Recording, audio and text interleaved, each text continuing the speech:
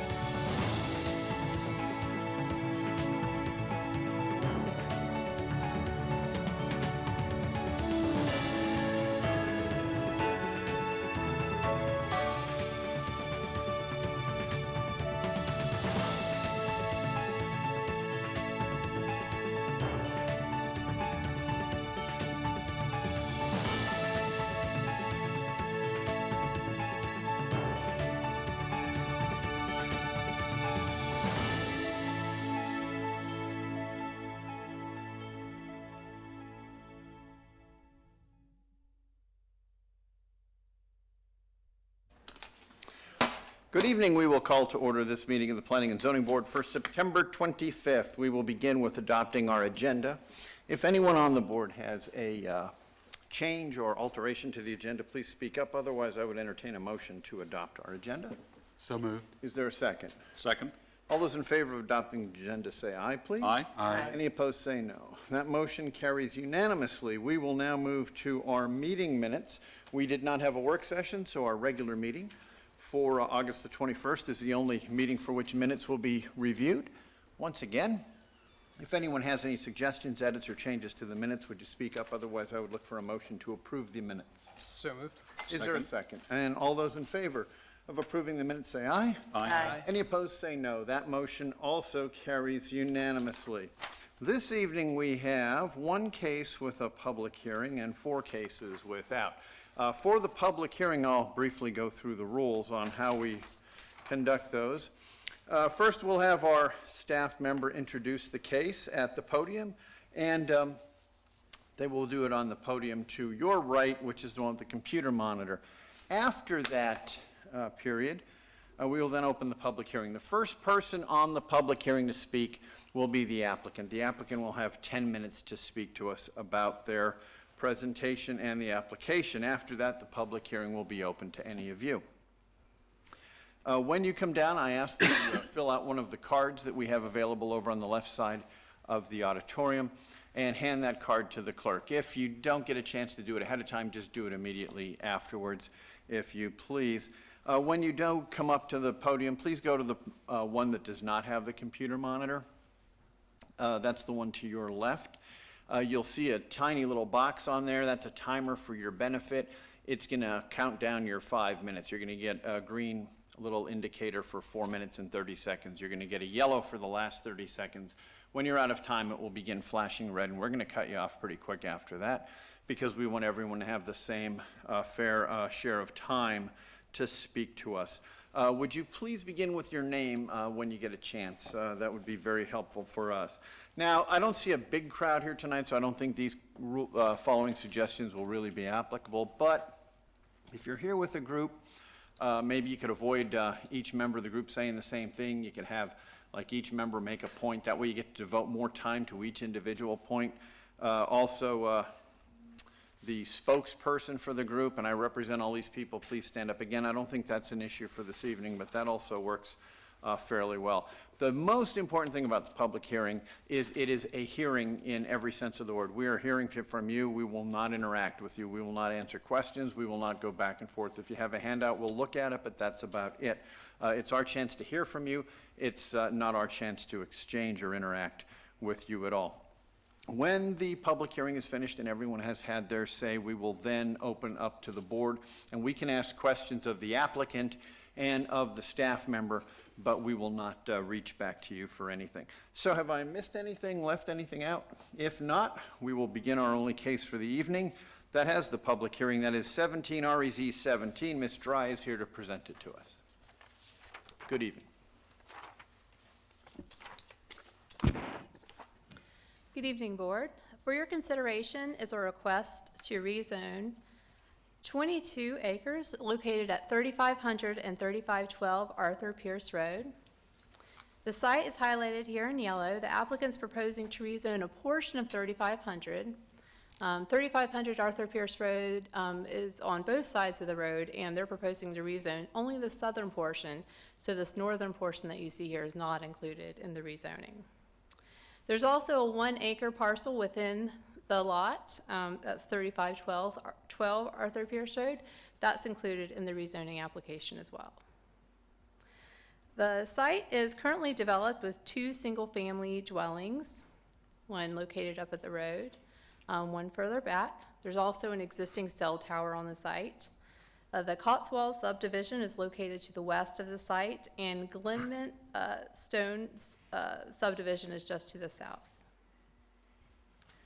Since the property is currently in Wake County's jurisdiction, annexation into Cary will be required in order to apply Cary zoning. The areas shaded in yellow on this map are within the town's existing corporate limits. The current zoning for the property is Wake County Residential 30, and the applicant's requesting to rezone the property to transitional residential conditional use. This zoning would keep the land use as residential, but would allow an increased density of up to 50 lots with a minimum lot size of 6,000 square feet. The applicant has proposed the following conditions for this rezoning, which include limiting the land use to detached residential and neighborhood recreation, proposing an age-restricted housing of those who are 55 and older, limiting the number of lots to a maximum of 50, setting proposed minimum lot size of 6,000 square feet. The minimum lot size for the TR zoning district is 5,000. They're setting a minimum lot width of 50 feet. The minimum lot width for TR is 40 feet. And they're proposing to double the community gathering space to 10,000 square feet. And I should also note that condition number 7 is a new condition that was offered since the original town council public hearing, which would be to convey an existing terracotta barn, which I'll talk a little bit more about in the presentation, to the homeowners association. I also want to let you all know that since the staff report for the public hearing tonight was released, the applicant has since submitted an engineer's assessment of the barn, and the engineer's assessment does find the barn not to be structurally sound. So therefore, in accordance with the condition offered, there will be no further action of the applicant to preserve the barn. In accordance with the Town of Cary's land development ordinance, the following buffers would be required. For all sides of the property that are adjacent to existing residential, along the northern portion and the existing neighborhoods, and even along these properties over here to the east, there would be a 30-foot type B semi-opaque buffer. There would also be a 50-foot type A opaque streetscape required adjacent to Arthur Pierce Road. Staff has evaluated the rezoning with respects to aspects of the Imagine Cary community plan. The evaluation of the plan included looking at plan policies and the site's future growth framework map designation. An evaluation of the plan has been conducted, which included looking at all the plan policies. Some of the policies that were found to be applicable dealt with looking at the housing type, infill, type of housing, and density. The case is also proposing a condition to limit the units to those who are 55 and older, which directly addresses some of the town's policies for adequate supply of housing for Cary's growing senior population. According to the Town of Cary's future growth framework map, this indicates the development category for the subject property as suburban neighborhood. Suburban neighborhoods consist primarily of single-family detached development. As I mentioned before, the subject property does contain a house and 4 outbuildings, which are listed on Cary's historic and architectural inventory. Of those, there is a terracotta tile barn, which has the most historic and architectural significance. This is a picture of the barn that was taken when staff and the applicant conducted a site visit prior to the public hearing. As I mentioned before, the applicant has offered a condition to turn the barn over to the HOA, but also the condition stated that the condition would be null and void if the barn was found to be not structurally sound, and they've since turned in documentation indicating that the barn's not structurally sound. According to the Town of Cary GIS maps, the site is potentially impacted by stream buffers. However, actual determination of that will be determined at the time of development plan review. The Parks, Recreation, and Cultural Resources Facilities Master Plan, which is identified at the Engaged chapter of the Cary Community Plan, proposes no new parkland or public greenways on the subject property. According to the Move chapter of the plan, Arthur Pierce Road is a thoroughfare, which is anticipated to be improved to a 3-lane road section. There was a neighborhood meeting held for the site on June 7th, 2017, and questions and concerns included some questions and discussions about the timeline of the project, potential loss of trees, drainage and stormwater requirements, traffic, type of product that was proposed. And at the public hearing, there were no speakers other than the applicant. There was also interest from at least one council member on the applicant's consideration for offering a condition regarding the terracotta barn on the site. So staff's preliminary recommendation is for approval. Staff finds that the rezoning request was found to be consistent with the policies of the Cary Community Plan, specifically the policies found in chapters 4, Live, Engage, Shape, and Move. Further, the subject site is designated as part of the suburban neighborhood on the Future Growth Framework map, which is described as a fairly homogeneous transition ring between more intense and varied neighborhoods close to the urban center and more rural developments outside of the municipal boundaries. And predominant use types for this include single-family, detached, large and small lots, and in limited cases, some other housing types. So transitional residential conditional use with the conditions that have been proposed by the applicant, we believe is an appropriate use for the suburban neighborhood development category based on the context and the types of conditions which have been offered. So for the public hearing tonight, properties within 800 feet of the subject site were notified, and the site was posted and legal ads were placed in accordance with the Town of Cary Land Development Ordinance. So this concludes staff's presentation. The applicant is here to share comments on the rezoning request, and following that, staff will be available for questions. Thank you. Thank you. We will open our public hearing, and the first speaker will be the applicant. The applicant will have 10 minutes.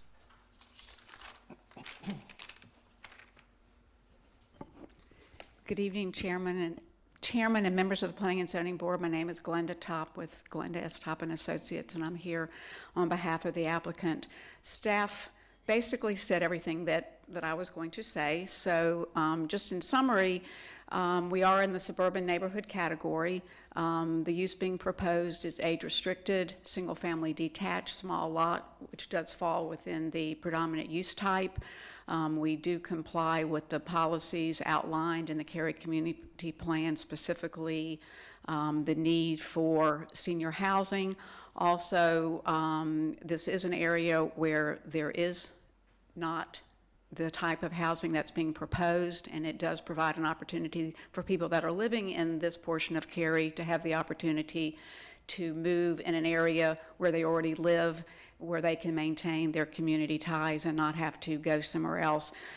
What I would like to touch on just briefly, as staff pointed out, there is that terracotta barn on the property. Prior to the public hearing, we did walk the site with staff and people from Capital Area Preservation. We did commit to a zoning condition to keep the home, but it was also contingent upon the house being found structurally sound.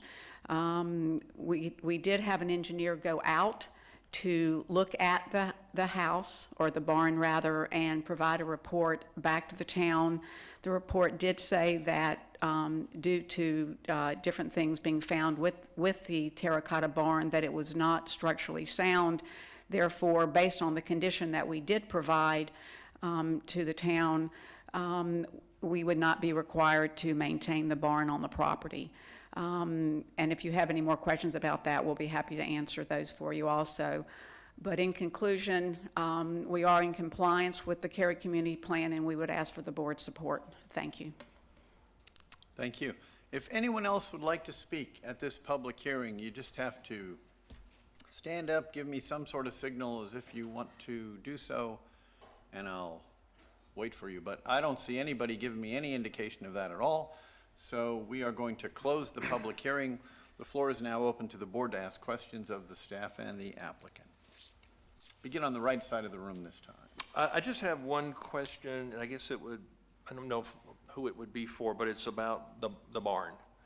So the report was that it was not repairable, not feasible. I mean, because, you know, a little bit disappointed that it gets such a neat architecture that it is, you know, isn't viable. What was the reasoning? I'd like to ask the applicant to come up and speak a little bit more to that. They've had more interaction with the structural engineer, but just in summary from my, you know, look at the letter that was submitted to us, they just indicated that it was not structurally sound, and I don't really know the specifics. Okay. Good evening. My name is Stephen George. I'm with Epcon Communities. Yes, I was out there when the structural engineer came out, and he found, you probably saw the report, numerous cracks in the corners and that sort of thing like that. So as it stands, he deemed it structurally unsound. You asked, can it be repaired? Anything can be repaired, I suppose, but as it stands right now, it's structurally unsound in his words. Okay.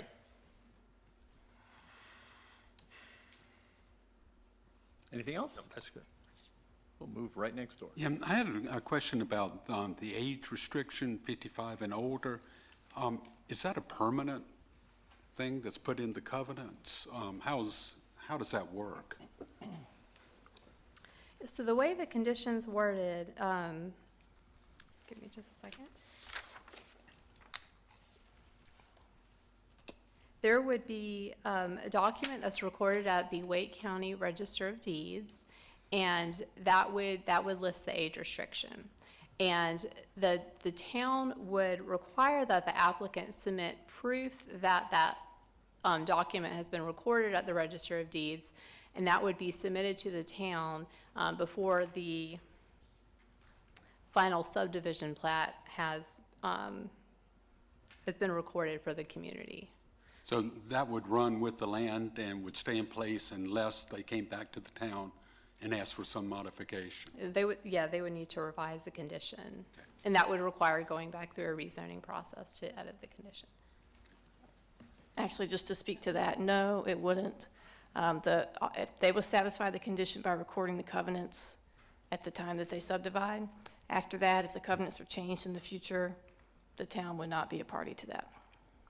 Okay, so it'd be whatever the covenant said for a requirement that the property owners vote to change it. Right.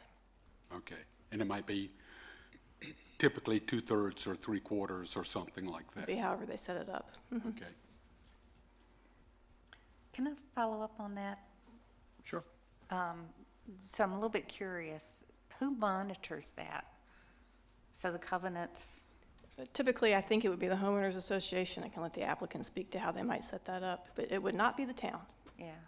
Because I'm thinking, you know, if one person in the household has to be 55, I mean, there's lots of reasons why that person might move on, or, you know, could be a divorce, they might move somewhere else, you know, once it's sold, and you have a family in there with one 55-year-old.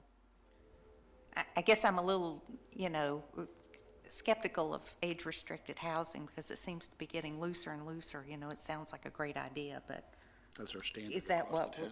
yeah, is that what we really get? Yeah, I'm not talking about this particular thing. We see a lot of age-restricted housing coming up. I may be corrected, but I will say this is similar to the other zoning conditions for age restricted that we've been providing to the town in the past. So this language has been acceptable, so I just wanted to point that out, that we've used this language before. Well, like I say, it's not about this case. It's about in general when we see this come up. I'm curious how that works. And this language is kind of minimum. Applicants can always go above these requirements, meaning they could have 90% of the units have to have 2 people 55 and older, or at least one person 56 or 57, 58. There's some complicated federal housing laws that come into play, but this is essentially, if you're going to do a housing restriction, it has to be at least this, but it could be, the numbers could be different. Okay, thank you. I have 2 questions, Ms. Dry. The first one is the condition number 6, specific to the gathering space. I see the applicants voluntarily increasing that. What is the LDO requirement for gathering space? Give me just a second, I have it. Oh, sure.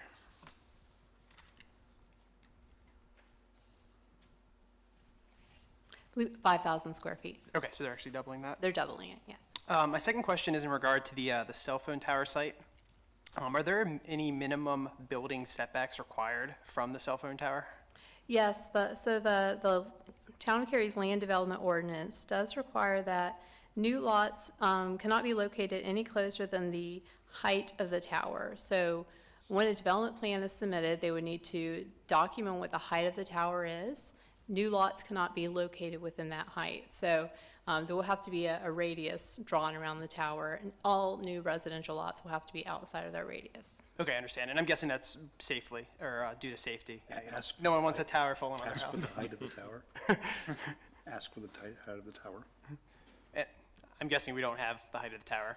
On hand. From what I understand, and the applicant may be able to speak to this better, they've indicated to me preliminarily, they believe it may be 188 feet tall, Okay. but we would require actual documentation and get that actual number once the development plan is submitted. Okay. That's all I got. Ms. Try, could you please show the slide again, which was the aerial overview of the lot that we're talking about here? Yes. Oh, great. And there's the 188-foot cell tower, to which there would be Yes, right. some right here. restriction on where you could build. Neither you or the applicant have mentioned that approving this rezoning would entail approval of a non-conforming rezoning with regard to what transitional residential would be within Cary. Could you help explain what that non-conforming would be as a result of this cell tower being in the middle of that property? Right, so the cell tower, this property is currently within Wake County jurisdiction, so the cell tower was permitted and installed under Wake County jurisdiction.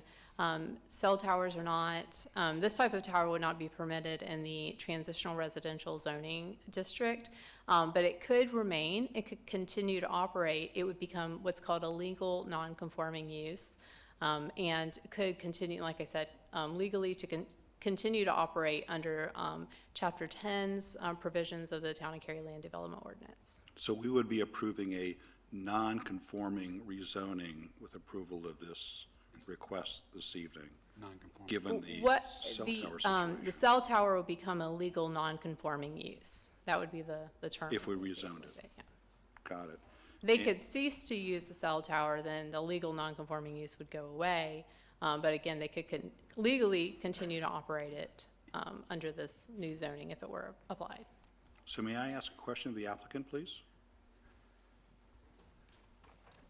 Is it correct that if it's damaged by more than 50%, it would no longer be an approved use? Want to have our expert come up and If speak it to that? falls over? If this were any other structure, I would say you were correct, but this is a cell tower, and those have lots of protections under federal and state law as well. So I'm not prepared to answer that hypothetical as pertains to a cell tower at We're this full of point. hypotheticals tonight. We apologize.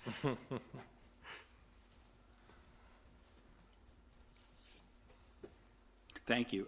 So I'm just curious, based on what Ms. Dry said, the expectation is that the cell tower would continue to operate and remain on the property after you would do development with all the homes below that and so forth? Is that still the plan? Yes, sir.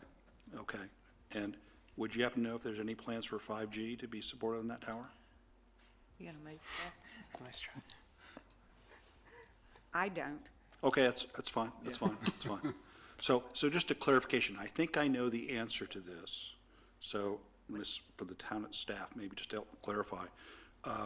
We, as the town of Cary, as we're considering rezoning situations, because I think cell towers and such are FCC mandated sorts of things, as I understand it, those can't be factors as we consider rezoning yay or nay. We might look at our LDO, we might look at our other sorts of things, but, you know, as the staff knows, I forwarded some concerns about 5G and health effects with the higher frequency for that cellular technology on health that researchers have found or been concerned about versus current cellular technologies, but none of those things we need to concern ourselves with or be obliged to be worried about in rezoning. Is that right? We don't have to think about any of that at all. We're not permitted to take into account anything to do with health effects of RF emissions in terms of cell towers. Great, okay, just want to make sure we knew where our boundary was, just so all knew that we can consider what we can, but there are certain things that we can't consider. Just want to make If that there's explicit. aesthetic concerns or other concerns about a cell tower in the area, you can consider that. It's just the health effects of RF emissions that Got it. So that we- that's why we it's can't in- regulate that. That's why in our LDO, we would not otherwise allow it, which is consistent with what you just described. But the FCC and health issues are off the map as far as we're concerned. Right. Is that, do I have that? I just want to play that back to make sure it's clear and in the record for everybody concerned. Correct. Okay. All right, that was all, that was my extent of my questions about what's going on here. Thank you. So one quick question about the buffers. It's 30-foot type B. Is that basically going to be an undisturbed, or are they going to put some plantings there? It looked like it was pretty well forested. Yeah, so that will be a semi-opaque buffer, and from what I understand from the ordinance, it's always encouraged to preserve existing vegetation, and if there's not enough vegetation that's there to achieve the semi-opaque status, they may need to add supplemental plantings. There also could be site factors which may cause them to, disturb the buffer, but then they would need to replant. Gotcha. And that 30 feet, that is not platted in the lots, or it is? It would be separate from the lots. It Okay. would be an actual strip, a buffer strip that would be Right. separate from the lots I themselves. saw something recently that looked like the buffer was going to be platted in the lots, and so I thought maybe I didn't understand this after a long time doing this, but that's good to know. Any other questions? Have one on the Arthur Pierce Road itself. You may have mentioned in your presentation, and if you did, I apologize if I missed that. Is there any frontage improvement that's slated for this? Or So does the Arthur Pierce work alone? Yeah, if this were approved, the applicant would be required to do road improvements along Arthur Pierce Road, along the frontage of the property. And Arthur Pierce Road is designated as a thoroughfare, and I believe it was slated to be widened to a 3-lane section. Okay. For something like this, though, there wouldn't be right in, right out, anything like that. They could put a traditional intersection there without any difficulty. We'll let someone from Transportation Facilities talk Thank a little you. bit more about that. Good evening.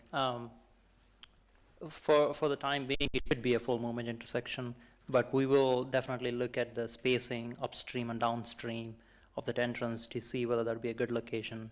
And DOT would also help us determine that, because I think it's currently a DOT maintained road. Oh, it is? Great, thank you.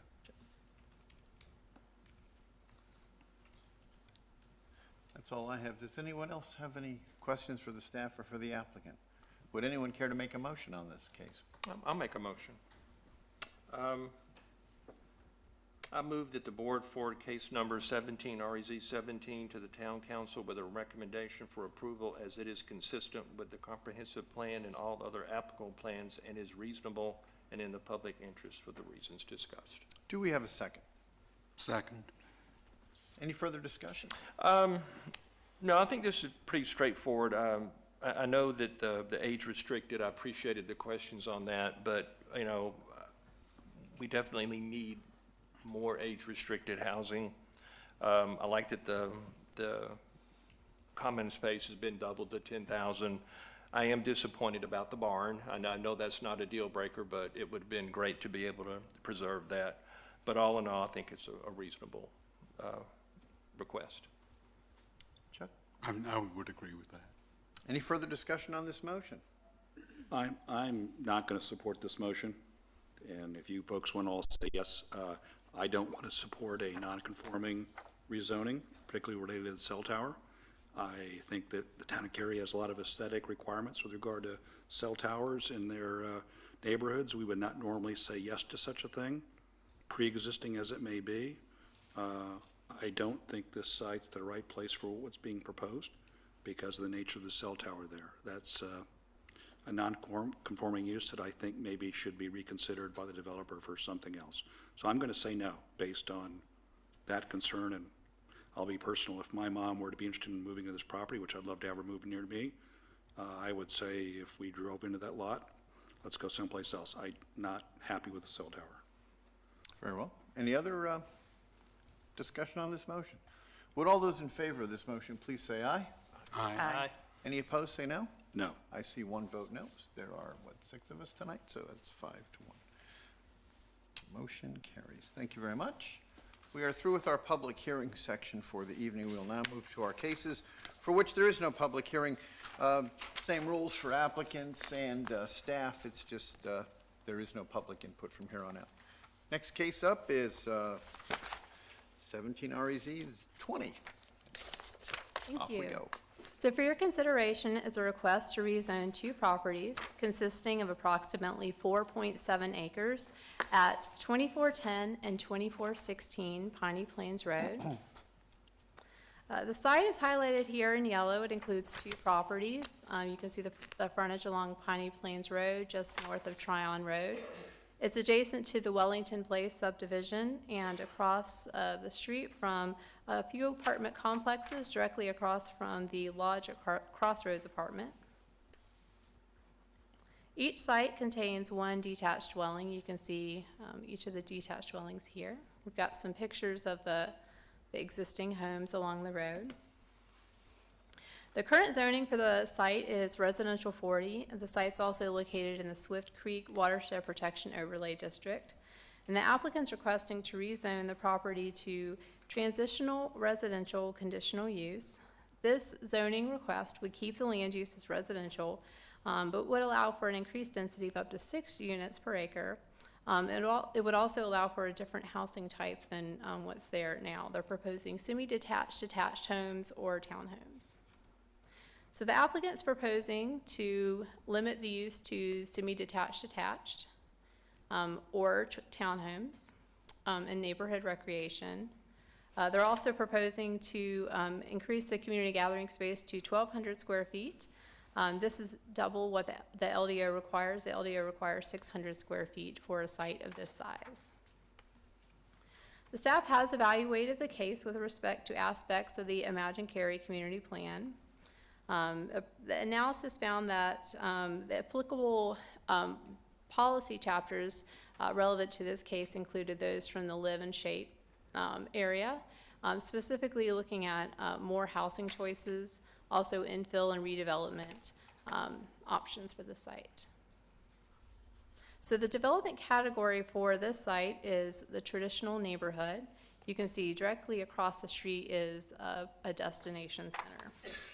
So the traditional neighborhood is generally viewed as having moderate amounts of differing housing types, including single-family detached, patio homes, townhomes, multifamily housing, and master plan communities.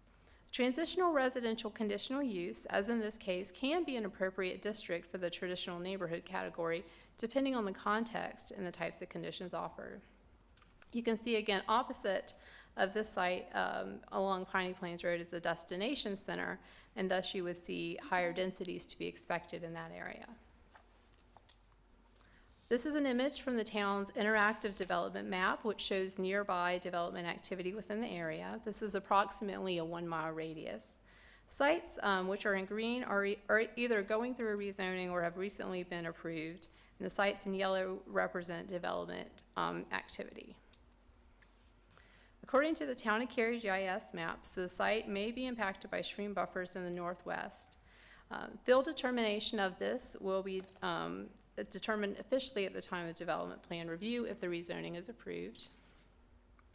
According to the Parks and Recreation and Cultural Resources Facilities Master Plan, the site, which is identified in the engaged chapter, there is no new public parkland or public greenways proposed on the subject property. According to the MOVE chapter of the Cary Community Plan, Piney Plains Road is a 5-lane thoroughfare. And there is an existing Go Triangle transit route and a future Go Cary route located along the frontage of the property. The town of Cary would require the following buffers and streetscapes for this site if it were to be developed with the proposed use. 40-foot type A opaque streetscape, buffer would be required along the northern, western, and southern property lines, and a 50-foot type A opaque streetscape required along the frontage for Piney Plains Road. So there was a neighborhood meeting held for the site on July 12th, 2017 at the town hall, and there were some residents who expressed interest in the rezoning and had some questions regarding the town of Cary's land development ordinance requirements if it were to be developed. Specifically, some of those questions were around streetscape requirements, buffers, stormwater, road improvements, tree protection, things like that. There was also some questions giving the proposed use as either townhomes or semi-detached detached homes, and how transitions would apply between those sites. At the public hearing, there was one adjacent property owner who spoke, and that property owner requested potential utility connections to their property. There was also some council feedback and questions. Specifically, council noted that for Piney Plains Road, careful consideration should be given regarding the densities and conditions proposed along Piney Plains Road. There was also some questions about the buffers and potential road connections. So staff's preliminary recommendation for the site is for approval that rezoning is found to be consistent with the Cary Community Plan policies. Also found to be appropriate in the traditional neighborhood, given the location, the context, and the zoning conditions proposed. We also find that the proposed use is suitable for this infill site. So this concludes staff's presentation. The applicant is here to share comments, and following that, staff will be available for questions. Thank you. We'll hear from the applicant now.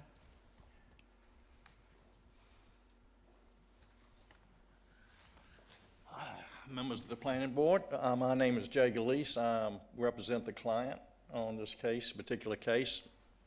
As always, she's done a great job of covering all the angles, everything that's possible out in that area. We just want to reiterate that in a transitional area, we got apartments in front of us, and we got single family behind us. We're in a traditional area, and we follow all of Cary's vision of where they want to be in this particular area. And we've got 50-foot opaque buffer on the front, 40-foot on all the rest of the 3 sides. So I'll be glad to answer any other questions you might have.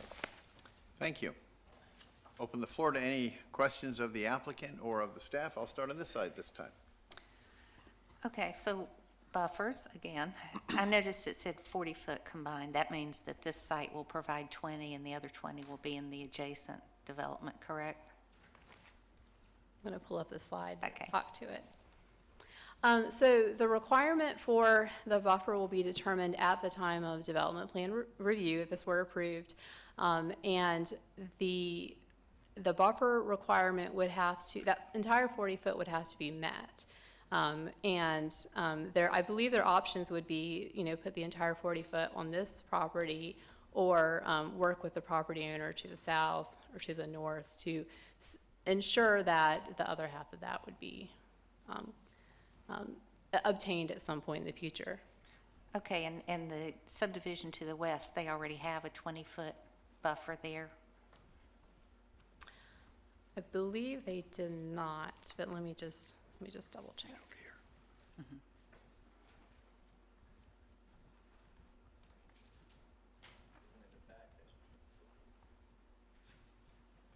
Yeah, I'm just going to back Katie up just a little bit with the property to the south and to the north. If it's deemed to be underdeveloped and has potential to be rezoned at some point, as a lot of the properties out here in this area are being rezoned. The obligation would just be for half of that 40-foot buffer on the subject property, because there is potential that they could come in with an identical zoning district, or, if they were to decide that they wanted to piggyback on this rezoning and do something similar, and you had two like developments, then that buffer requirement would go away. But based on today's standards, with that being a single-family detached Class 2, greater than 8,000 square feet, there's the 40-foot buffer requirement. So as we look at the development plan for this, that's when we'd make that determination. Okay. And the other thing is about the community gathering space. I've noticed recently a tendency for everybody to double that. Is that because our standards are not enough, or it's just an odd trend I see? All of a sudden it's, everybody's doubling it. Is there a reason for that? Is staff pushing for that, or is that? It could be that I can't speak to whether or not the ordinance requires a sufficient amount of community gathering space, but there's always options to revisit ordinance requirements, to relook at them and see if amendments are needed. The community gathering space, though, that is a space on its own. It doesn't include any streetscapes or buffers. It is an additional 1,200 square feet somewhere. Yeah, there's specific Contiguous. requirements for the community gathering space. It needs to be centrally located. It needs to have a certain amount of amenities.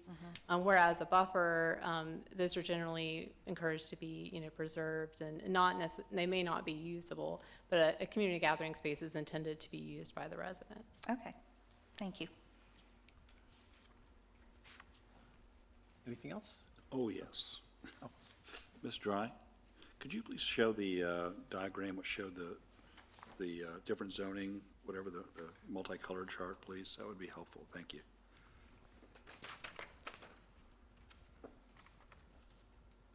With the R40s and whatever else they may be.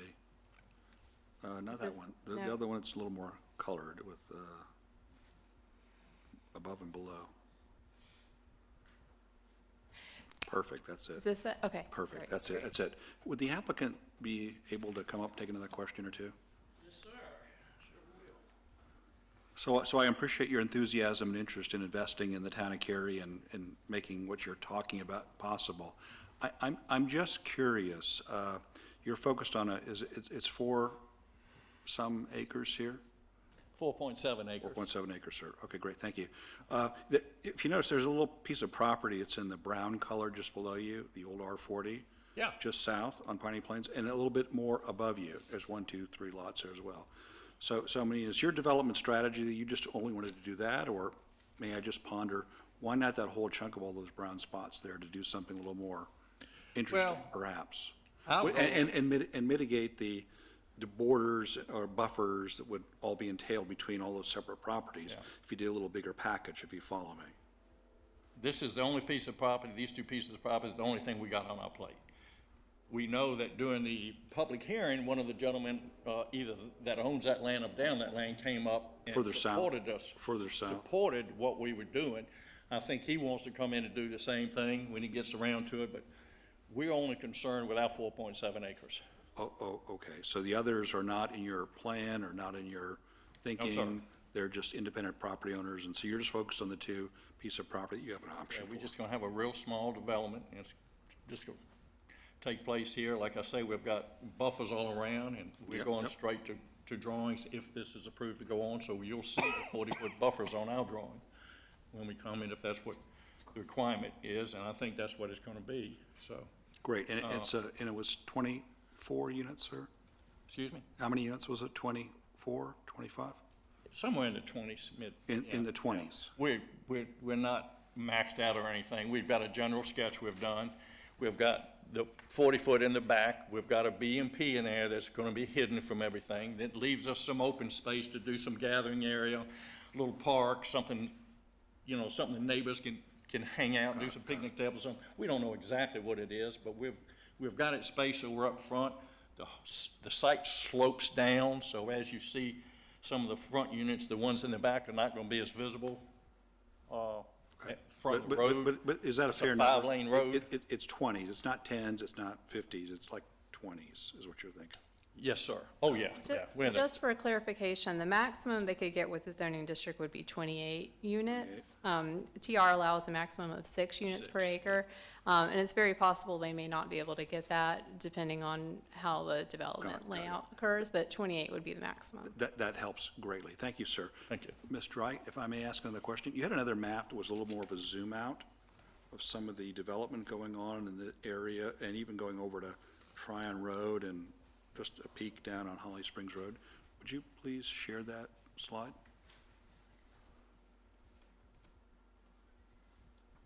This slide? Perfect, Okay. perfect.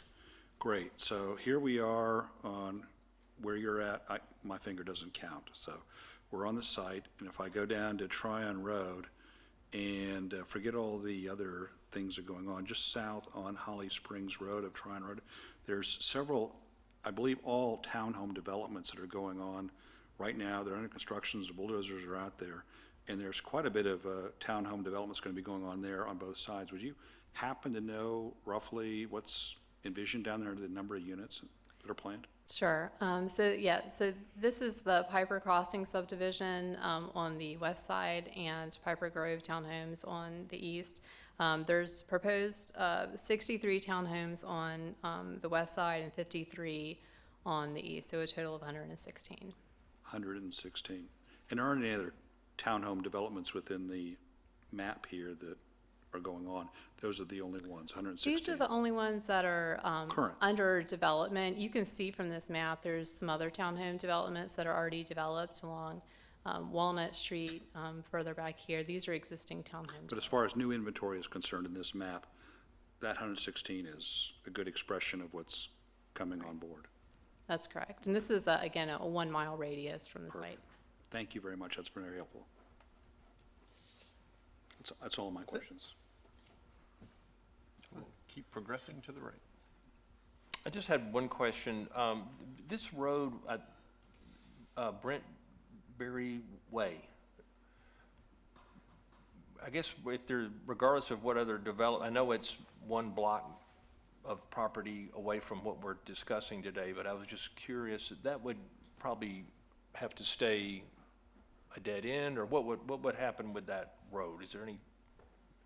Sure. From what I understand, this development would be required to provide a stub to the north to eventually connect to Bentbury Way. And I'd like to ask a representative from Transportation Facilities to talk a little bit more about that.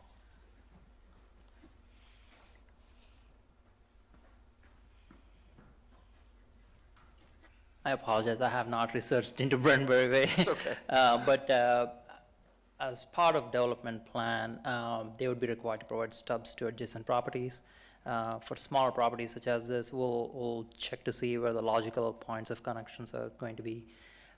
If they're going to be proposing townhomes, they're most likely going to be private streets. So we'll have to see if it makes sense for a private street to connect to an existing public street and determine at that point.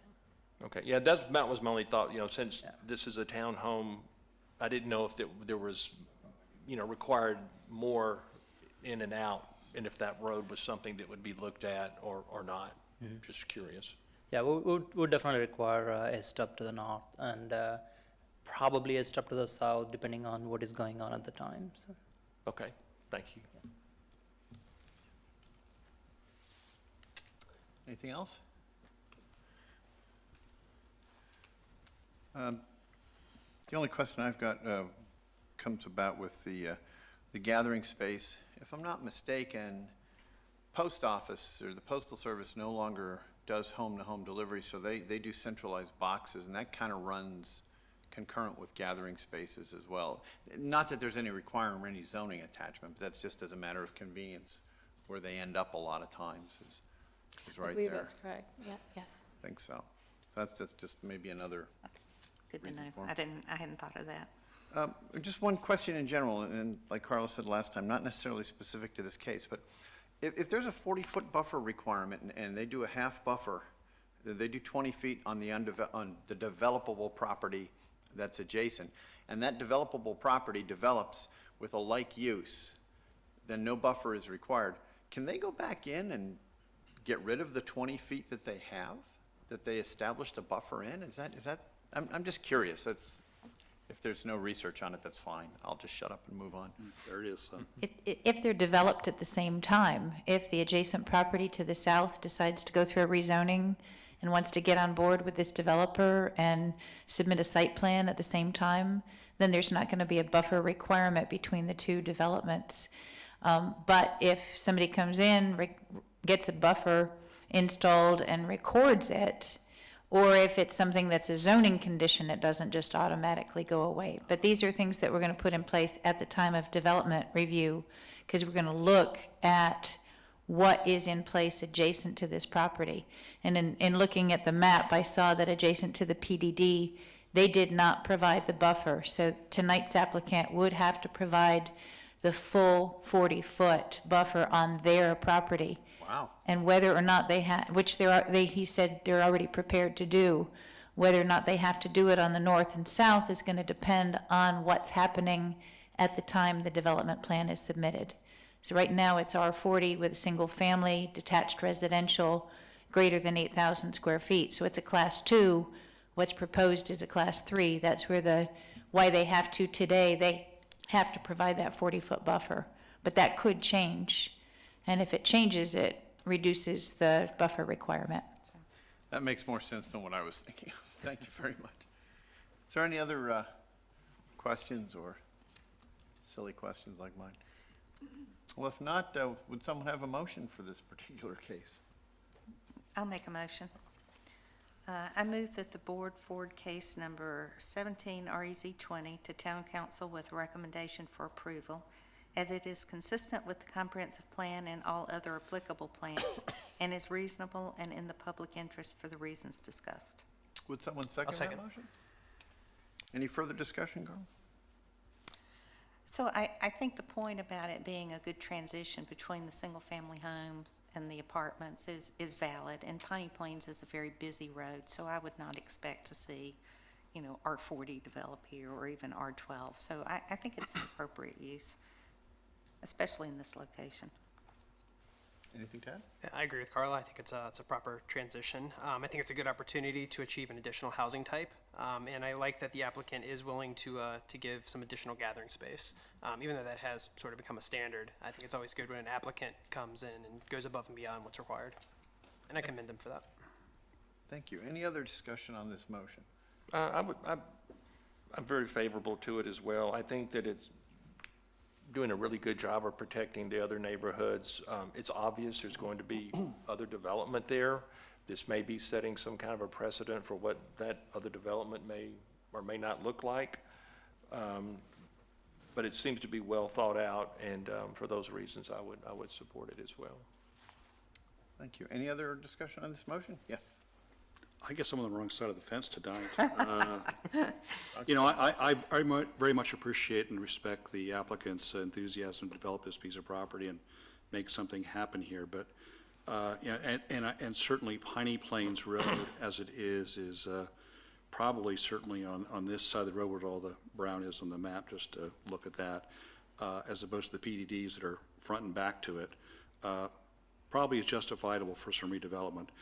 But this two-lot proposal strikes me as extremely piecemeal. And the lot just to the south of it is going to be orphaned and will present potentially some inefficiencies with, again, some unknown in the future development with regard to the buffers that we just talked about that may or may not be reconciled.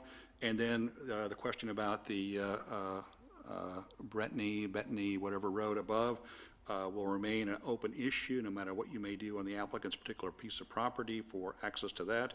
The two pieces of property above are still going to be unaddressed until those at some time, if ever, may be developed. And it just strikes me as again, a very piecemeal, and not to be negative,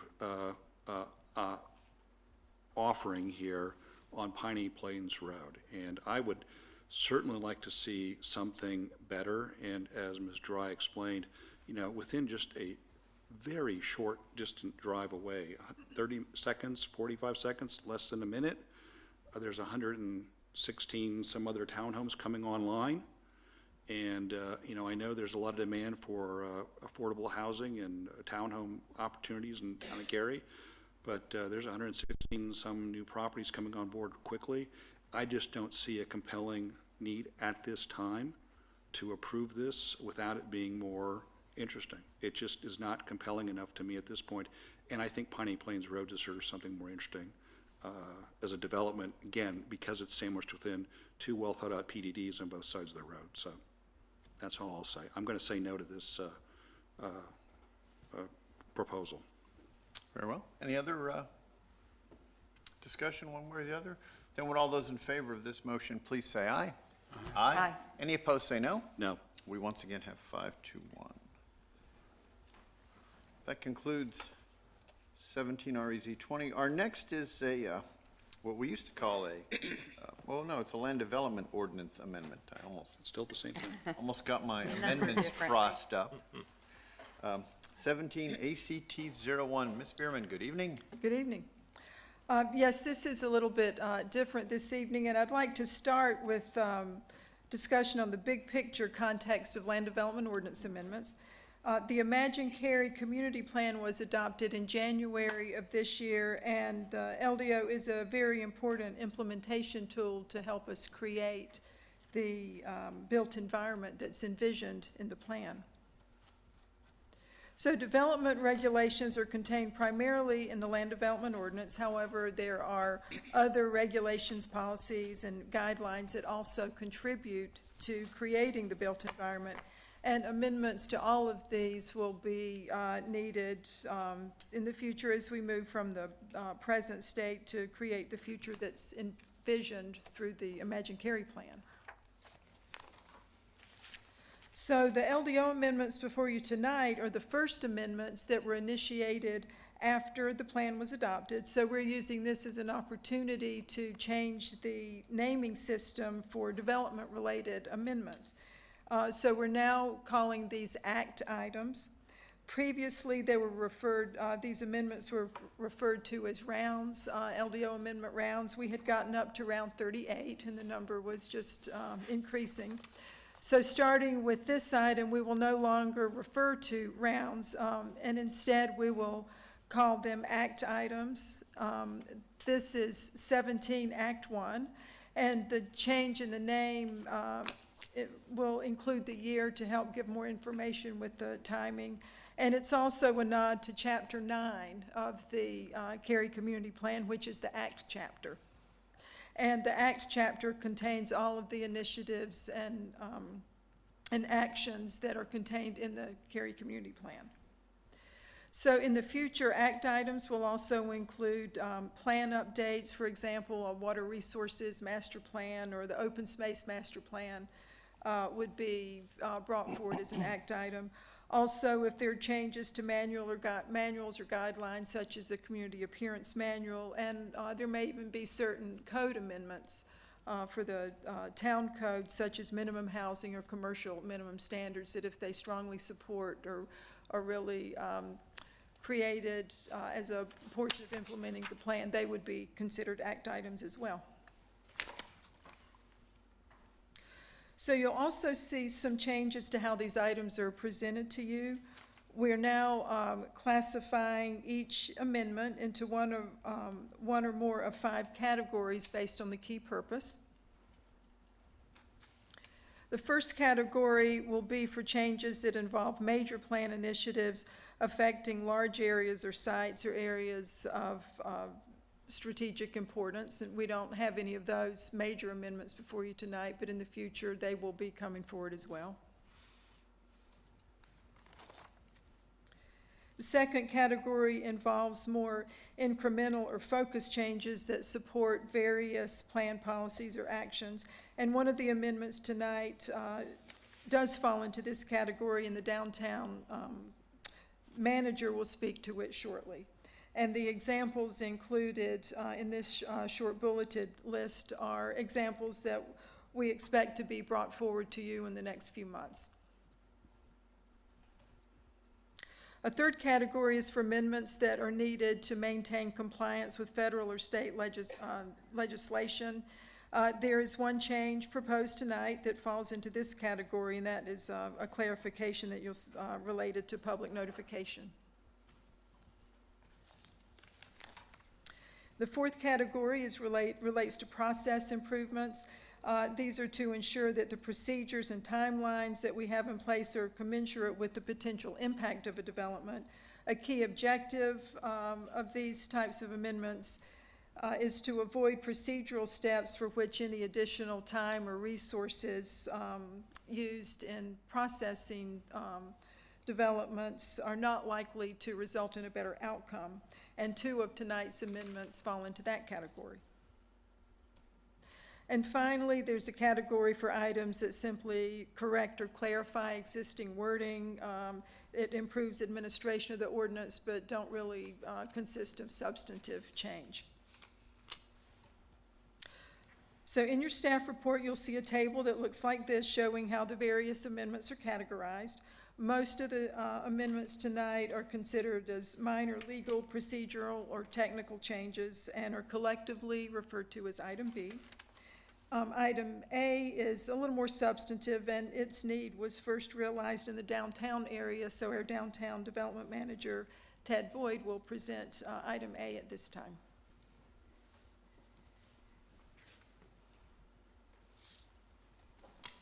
Good evening. Item A is an amendment to add special event centers as a use. I have a picture of the Matthews House to describe illustratively that we're talking about a structure that its whole use, its specific use is to host special events, not an ancillary use. And as Mary mentioned, as our downtown continues to revitalize, we're seeing new businesses wanting to come in, and so as a new business was looking in this category, we thought, well, we already have the Matthews House, which is for events. Shouldn't this sail through? And we realized that when the Matthews House was approved, it was classified as indoor recreation, and then that language was written such a way that it permitted that type of use at the time. That language has since used, and so that category couldn't apply in this case, and so we needed to change that.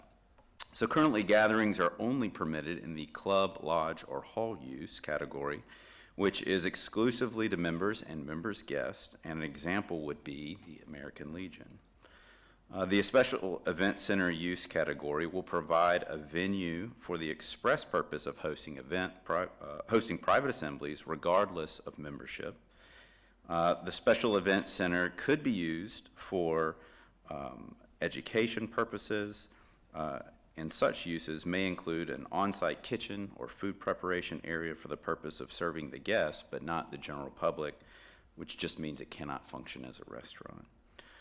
It might also include outdoor space for tables and seating to accommodate event guests, but outdoor space may not be greater than the indoor space.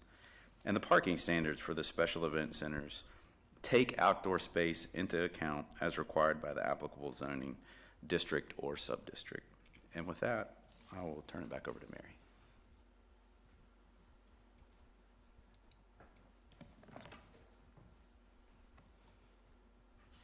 Item B, which includes 8 technical or minor amendments, is shown here in this table. You can see the 8 different items. I'll touch just on the 2 of these that relate to process improvements. Item B2 restores some previously existing ordinance language that was inadvertently deleted some time ago that allowed the planning director to grant minor setback encroachments due to certain site constraints when a request is made prior to starting construction. We have that provision in the ordinance now after something is developed already to where the planning director can have a 15% or can grant a 15% reduction. But through that inadvertent change, we lost the ability to look at a site beforehand. As a result of that, we currently have 5 pending requests for minor setback encroachments that all involve simple situations with detached dwellings or accessory structures. And all of these will require action by the Zoning Board of Adjustment if the flexibility to address some of these simple issues is not restored. And let's see.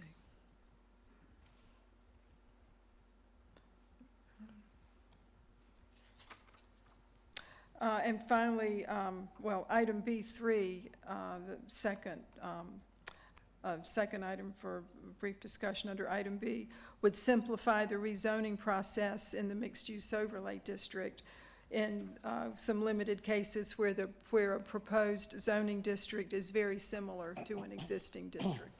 And this would allow an applicant to request a rezoning from an existing general use district to a corresponding conditional use district, or to modify zoning conditions in an existing conditional use district, so that there would be very little change from the existing to the new zoning district. At the public hearing for these items, there were no speakers or council comments, and staff does recommend approval. And that concludes staff's comments and will be available for questions. Thank you. Does anyone have any questions for the staff on any of these? Yes. Okay, just one. The special event center, where is that allowed? Is that just downtown? That would be, Because typically when we have these uses, we also have a table that says where these uses are allowed in which districts. Oh, I'd just say it would not be limited to downtown. It would be all the applicable uses within that throughout Cary, where it would have the commercial zoning to be able to allow for that. Anywhere was that has a in there. commercial zoning. I believe the staff report clarified that chart within those. I'm sorry. I know, hey, it's my last night. Cut me some slack. I didn't look at the attachment.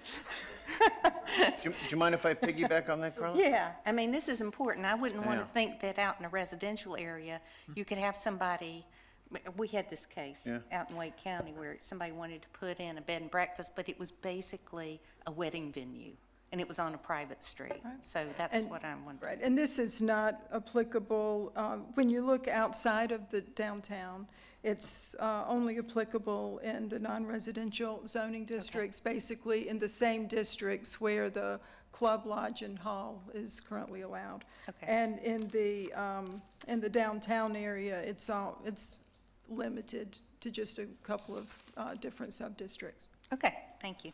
That was my only concern.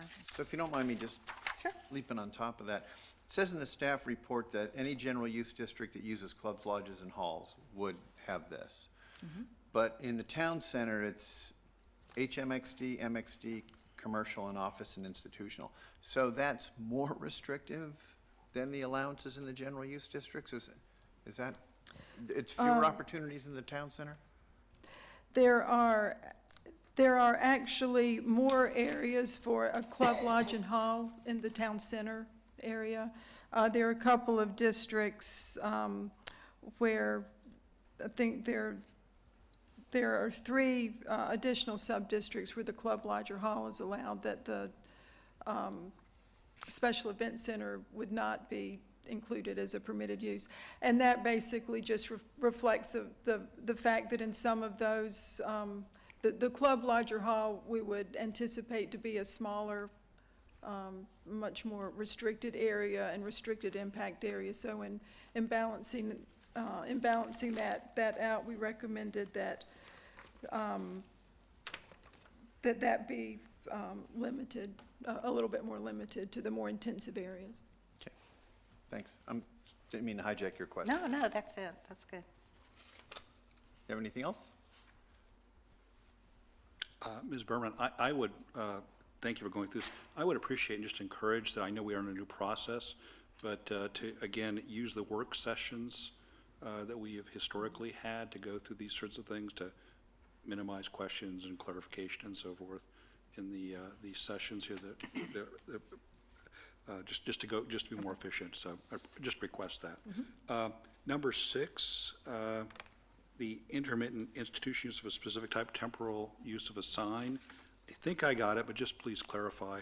I think because we went through something last fall to change the sign ordinance, the temporary sign ordinance.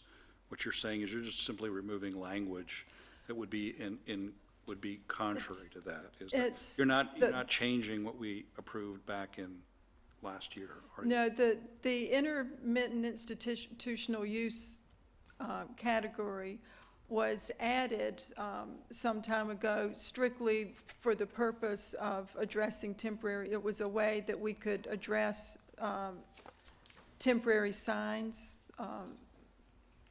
to try to hone in on that use, to address some sign issues and avoid or simplify some permitting processes related to signage.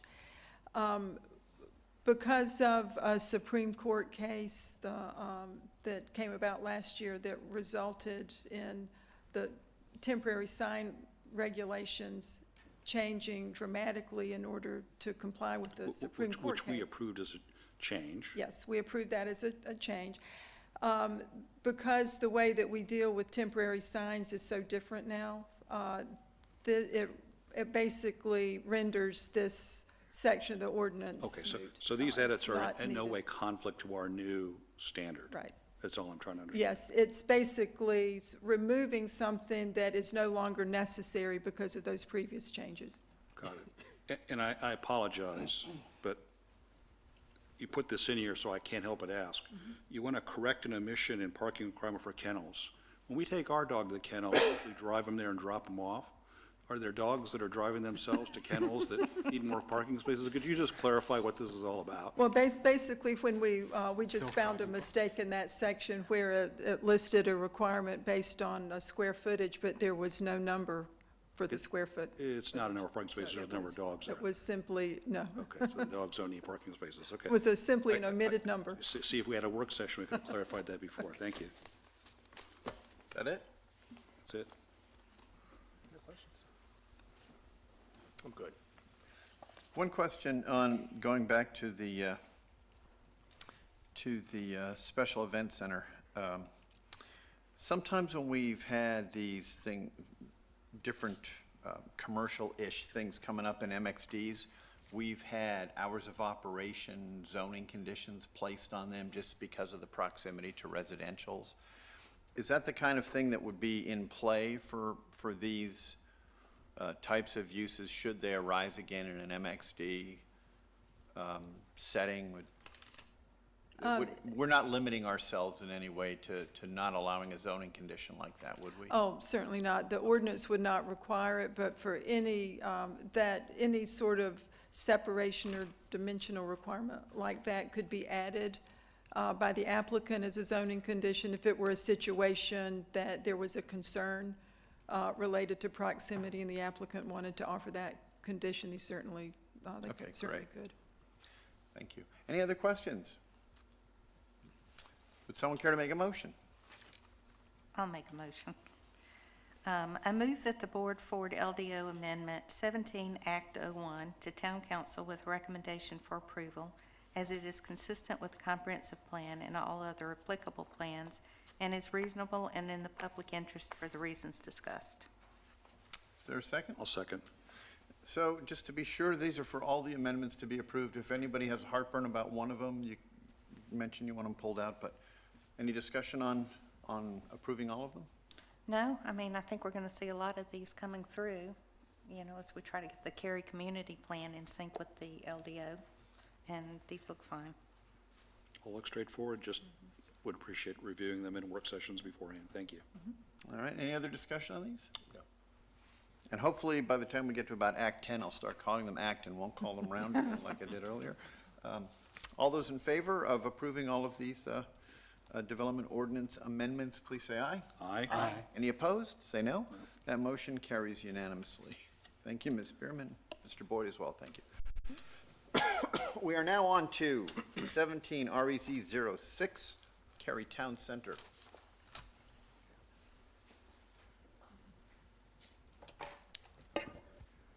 Good evening. For your consideration is a request to rezone a portion of the Cary Town Center Mall property located at 1105 Walnut Street on approximately 20 acres. Subject property is highlighted here in yellow, south of the Triangle Aquatic Center, adjacent to the Ivy Meadows subdivision. And as you are probably well aware, this is the site of the former Sears retail store and the Macy's store and some other smaller stores within the Cary Town Center Mall and some adjacent vacant land adjacent to the Ivy Meadows subdivision and near the Triangle Aquatic Center. The Cary Town Center Mall opened in 1979 with approximately 325,000 square feet of retail use. It expanded and thrived in the 1990s, added a food court, a number of different boutique stores, and expanded services. The Sears closed in 2015, and the Macy's closed in 2016. The existing zoning on the property is general commercial conditional use. The conditions have been in place since the 1980s and then revised in 87 and in 1990. Some of the things that were implemented were to have a 250-foot building setback from Ivy Meadows, a buffer, a vegetated buffer adjacent to the Ivy Meadows neighborhood, detailed site design standards, and preservation of a large red oak tree. Do any of you remember that large oak tree on the property? I went to Cary High School, so I do remember it very well, but when I worked at the mall, it was gone.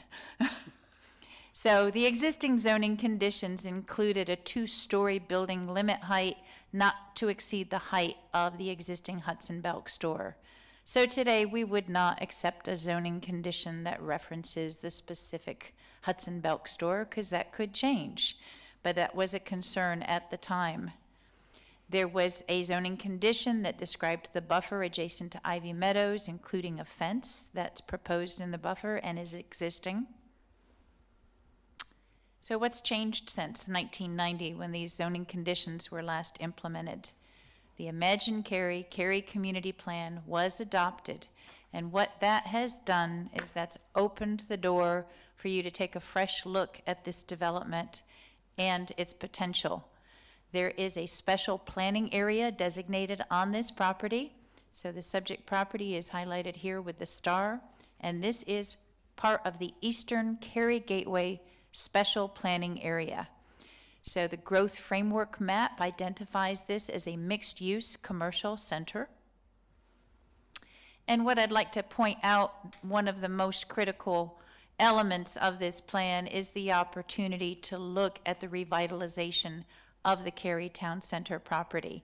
Rethink the traditional shopping mall, create a more vibrant lifestyle center, and look for things such as uses with higher densities that are integrated and walkable. So the applicant has proposed mixed-use district, and with that comes a requirement to submit a preliminary development plan, which they have done. It shows a 380,000 square foot retail building, a structured parking deck, and then a surface parking area, which is that area that's currently wooded adjacent to the Triangle Aquatic Center. So this surface parking area is depicted here. The proposal is that this property would have just surface parking. There are discussions about this land being acquired by the Triangle Aquatic Center. Ownership of the property is not a zoning condition, but what is proposed is to just limit this use to surface parking. So the preliminary development plan process enables the applicant to set specific development standards, which you can evaluate, staff can evaluate, and ultimately the town council can decide if this is the appropriate use of the land. They're proposing to remove most of those old zoning conditions, reduce the building setback to 150 feet. They're preserving the buffer area, proposing a maximum building height of 60 feet. They're offering a 4,000 square foot community gathering area, and again, surface parking only within this area adjacent to the Ivy Meadows subdivision. The applicant's proposed standards include specific designs for sidewalk, streetscape, light poles, building architecture, flags and flagpoles, and signage, and I'll go through this as we go through the presentation. This is the prototypical design of the proposed retail user. This is very close to what you would expect to see. It deviates from Cary's community plan standards, but because this is in a special planning area, because it has a preliminary development plan, they may propose this. So the applicant has proposed the following: a parking reduction of 34.2% below the LDO standards, a 10-foot wide streetscape adjacent to Convention Drive, reduction of spacing between travel lanes, proposing to keep overhead utility lines rather than burying them underground. I'd like to point out that those are utility lines associated with off-site road improvements. Sidewalk proposed on one side of Convention Drive. And actually what is required and what the applicant has proposed is a multi-use trail on one side of Convention Drive. They previously had a proposal to increase the height of parking lot lights, and that condition or that modification has been removed. Foundation plantings along 20% of non-service sides of buildings. The specific standards that they've asked for include increased height in flagpoles. 25-foot height is the standard in the LDO. The applicant's proposing a 35-foot height. No changes to the 40-foot square foot size in the LDO. That is the same, or the number of flags on the flagpoles. Building signage is proposed to increase above the LDO standards. They have a number of ground signs proposed on the subject property that exceed typical LDO standards and height limits, and illuminated signs up near the entrance to the building. And this is the map that shows you the location of some of their different ground sign features, their welcome sign, entry sign, some of the commercial signage on the subject property, and then those small light boxes that are up near the entrance to the building. Just some additional examples of the different sign categories, and these are detailed in your attachments. One of the other features that has been requested, which is a standard of this particular retailer, is their signature flag circle. And this is a series of flags with the branding of the store on them, located at 2 locations on the subject property. The subject property is located in between Cary Town Boulevard and Walnut Street, which are both designated as thoroughfares. There was a traffic study required, which was conducted in February of 2017, and what it analyzed was the replacement of 255,554 square feet of existing retail with this new single-tenant 380,000 square foot building. So a net increase of 124,446 square feet of retail use. So this did trigger a traffic study, and the areas highlighted in blue show locations where traffic improvements and off-site road improvements were proposed by the applicant and are included as zoning conditions with the application.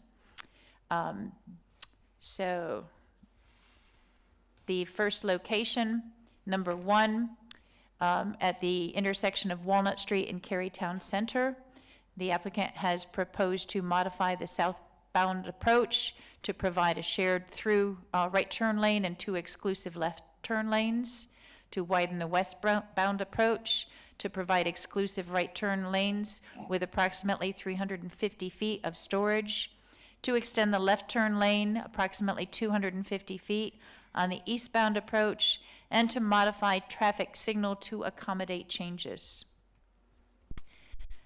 Location number 2, proposed zoning condition, would be to widen the westbound approach to provide an exclusive right turn lane with at least 100 feet of storage and an appropriate taper.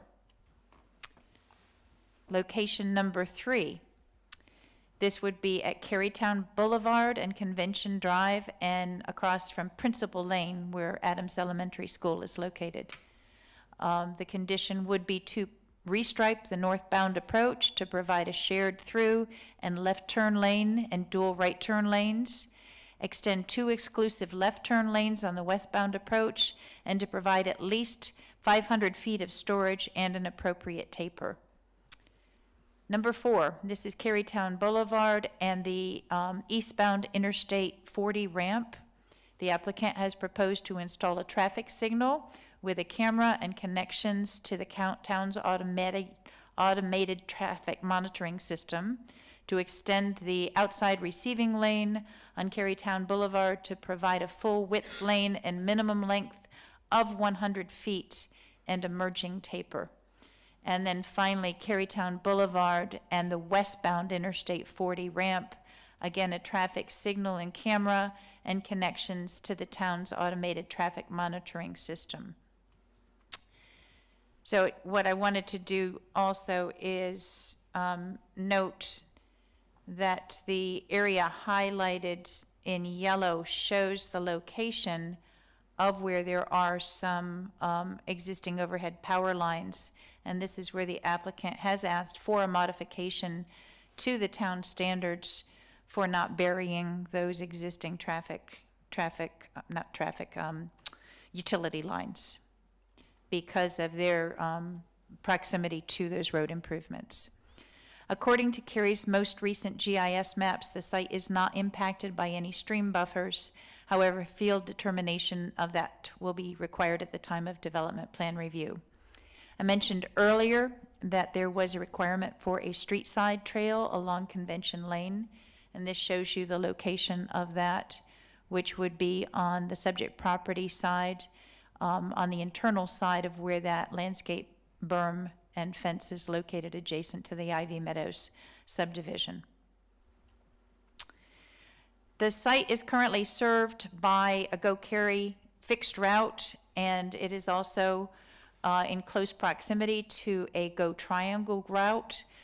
As noted in the staff report, this is something that staff is going to continue to monitor and look at, and we've brought to the applicant's attention because there's going to be an opportunity both with this site and with future proposed development for phase 2 of the Carytown Center Mall to reevaluate how transit works on this site. And the applicant has submitted a preliminary plan for rezoning for phase 2 of the mall. So we are in discussions with them about how transit is going to work on this site. So we don't have anything definitive today, but the site is currently served by Go Cary and Go Triangle fixed routes. Property owners within 800 feet of the subject property were notified of the public hearing before the town council. The community feedback, as you can imagine, there's been a great deal of it. There's been a lot of interest. There was a neighborhood meeting back in March of 2017. Neighbors had specific questions about the proposed development and the site. The initial public meeting, neighborhood meeting, all the details weren't ironed out yet. The applicant had a preliminary proposal. They didn't have all the details in place. So the applicants said more information would be coming at the public hearing, and it did. But the most important thing the applicants were asked was, who is this new retailer? When are we going to have that confirmed, and when is it going to happen? So there was a great deal of interest and enthusiasm. At the town council public hearing, there were many speakers who voiced support for the proposed use. There were several neighbors, nearby property owners, who did express concerns about traffic, site lighting, and noise. And we've also heard from some planning and zoning board members about some of these similar questions. So staff is prepared to address those. The council voiced general support for the use and eagerness to see this mall redevelop. There was clarification about what the buffer standards were, and the applicant did clarify with their preliminary development plan that they would be preserving the fence on the berm, the landscape berm and area between the subject site and Ivy Meadows. And then the question also came up, how does this use fit within a mixed-use center? So as I mentioned, the applicant did indicate on their preliminary development plan that this existing fence would be maintained. They're not proposing to remove that fence. Landscaping, if there's anything that's damaged, it will need to be supplemented or replaced as necessary. There was one citizen who spoke saying that, this wasn't a good depiction of the landscaping, but it actually is very recent. It was a recent photograph. So the landscaping is in good condition, but if in the course of development, if something is determined not to be alive or in good shape, then it will need to be replaced or supplemented. Just backing up for a second on the subject of how does this fit with a mixed-use center. A lot of people referenced the IKEA location in Charlotte, North Carolina. It sits in between two major highways and along an interstate, and it sort of is isolated and stands on its own. It's very independent, doesn't really foster walkability. So it sits over here, and you really would need to get into your car to get it to some of those other uses. But we looked at a few other places like Round Rock, Texas, which is just north of Austin, and that's moving more in the direction of maybe somebody could be parking here and eating and walk over if they don't want to drive. It's a little bit closer, a little bit more integrated into a mixed-use center, a mixed-use campus. We also looked at White Marsh, Maryland, which again, a little bit isolated, more of a sea of asphalt. This helps to explain why staff didn't have any heartburn over the reduction in parking, the 34% parking reduction, because of its proximity to an existing mall. And that concept of one-stop shopping, maybe go to eat and then go over and look at the retail store, or vice versa. Well, you're parked once, then take in some of the other sites there on the property. Cary, North Carolina. This is an existing mall that has a lot of potential for redevelopment. There's opportunity for improved circulation, pedestrian circulation on the site. It's in close proximity to residential neighborhoods. Other questions came up. What sort of impact is this going to have on the way of life for the community and traffic? And we have taken that into consideration with the Cary Community Plan, specifically the MOVE chapter. So it's not just the relatively close proximity to Interstate 40 that helps this site be identified as a viable location for a popular, successful retailer such as the one that's proposed. But there's also long-term vision being looked at for a future north-south collector road between Carytown Boulevard and Chatham Street. And there is a proposal for a future collector avenue from Trinity Road. Actually, this would be a thoroughfare that would go through the Eastern Gateway property. And again, close proximity to a major interstate with improvements offered by the applicant. Will residents on Walnut Street see some impact if we have some new activity here at the mall? Yes, absolutely. Will there be some concerns about traffic? Absolutely. I met with the police chief and discussed what happens when you have something like this come to a community. And he said it's really no different from the first 2 weeks of school. When you have people discovering, oh gosh, this is a new route, this is a new experience, and things do settle down. We actually hope that things will stay active. For something to be successful, we're expecting traffic. So these are things that are taken into consideration, which is part of why we have such strict rules about road improvements and why we put such a burden of responsibility on the applicant to make those improvements. So in looking at the Cary Community Plan and analyzing the request, staff did determine that this does foster development of a compact, mixed-use, and high-density destination center. Is it all finalized yet? No, we don't have the final version of Phase 2 of the Carytown Center Mall, but this is going to pave the way for that development to be able to occur. This would help to grow a sustainable and diversified workforce, which is one of the primary goals of the Cary Community Plan. And this is going to appeal to businesses and workers alike. And number one, facilitate redevelopment of an underperforming commercial center. So staff's preliminary recommendation, based on our observations of the policies in the Cary Community Plan, are for approval of the proposed use. So at this time, the applicant is prepared to make comments, and then I will be available for your questions. Thank you very much.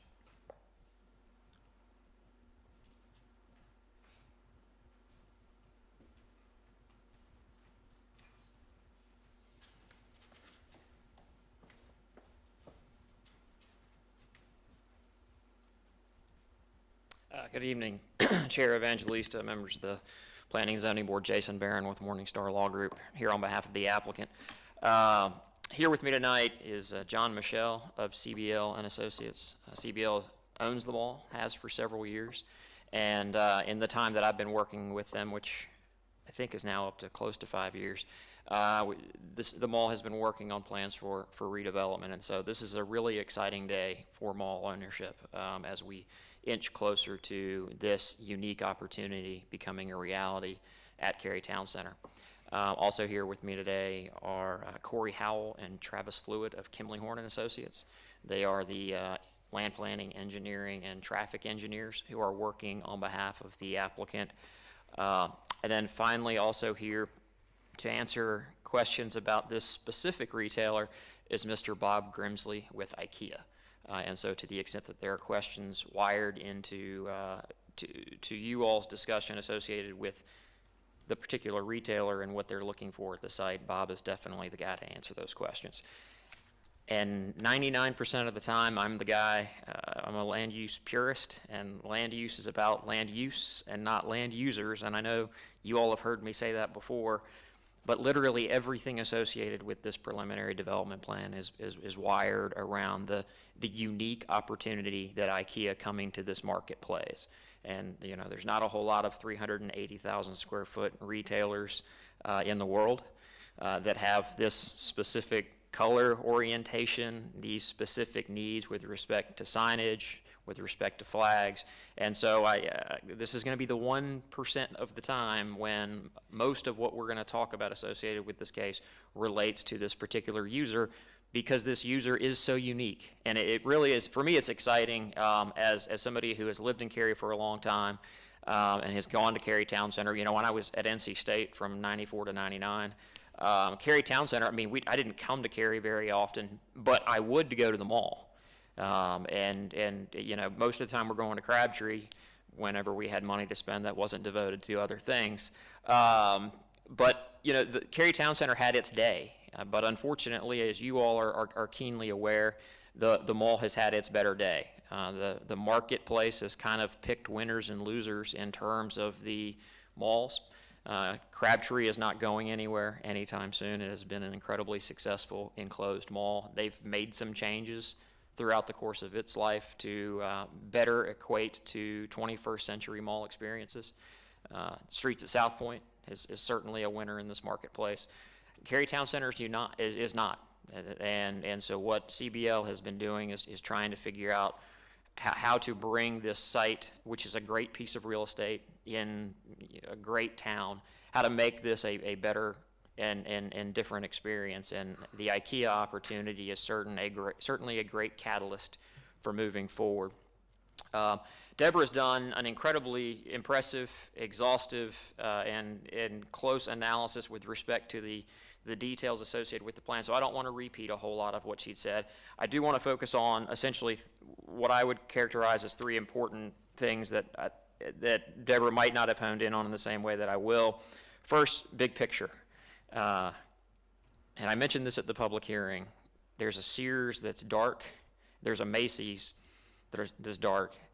Those are going to come down, and they're going to be replaced by the #1 retailer in the world. I mean, from my perspective, regardless of anything else, that is a win for the town of Cary. That is a win for Cary Town Center. That is a win for this area. I don't think that can be denied. Couple of other points. The berm, and Deborah, how do I get to slide 83? I wrote it down as you were going through, but as much as I stand up here, I still don't know how to navigate the slides. 83, enter. Gotcha. Thank you. So the sizable berm that was installed maintained during the development of the mall previously is being retained as part of this project. You know, it was noted that it's reduced in this area adjacent to where surface parking is planned as part of this proposal. I do think it's important to note the berm actually doesn't extend into that area as of today. And so where the berm currently exists, we have been very careful to avoid any impacts to that berm. As you can see from this picture, as you saw from the other pictures that were included in the slideshow, it's a fairly dense, highly vegetated berm, and we want to make sure that it stays there for the privacy of the folks who live on Ivy Lane. Two things that did occur after the public hearing based upon feedback that we heard. First relates to the fence. There is a fence. There are some spaces in there that need some work, and we're actually going to replace the fence as part of this opportunity. And so we anticipate that will make the situation better. In talking to the folks at CBL, I mean, honestly, the fact that fence was put in 20 years ago and is in the shape that it is a testament to a fence that has performed pretty well. I mean, it's a 20-year-old fence, so it probably needs to be replaced anyways, and so that's something that we'll be doing as part of this. We think that will be a benefit to the neighbors. Secondly, and importantly, we believe there were concerns associated with lighting, and as Deborah noted in her presentation, there was a previous request. When we went to public hearing, there was a request to do 40-foot tall light poles. That's kind of what IKEA, that's their typical light pole. But based upon the feedback that they heard and wanting to be a good neighbor, we eliminated that request for modification. So we will comply with the town standards with respect to light poles. We'll comply with the town standards with respect to lighting on the site, and we believe the town standards combined with the significant vegetative screen should significantly reduce or potentially eliminate potential light intrusion into to folks' lives.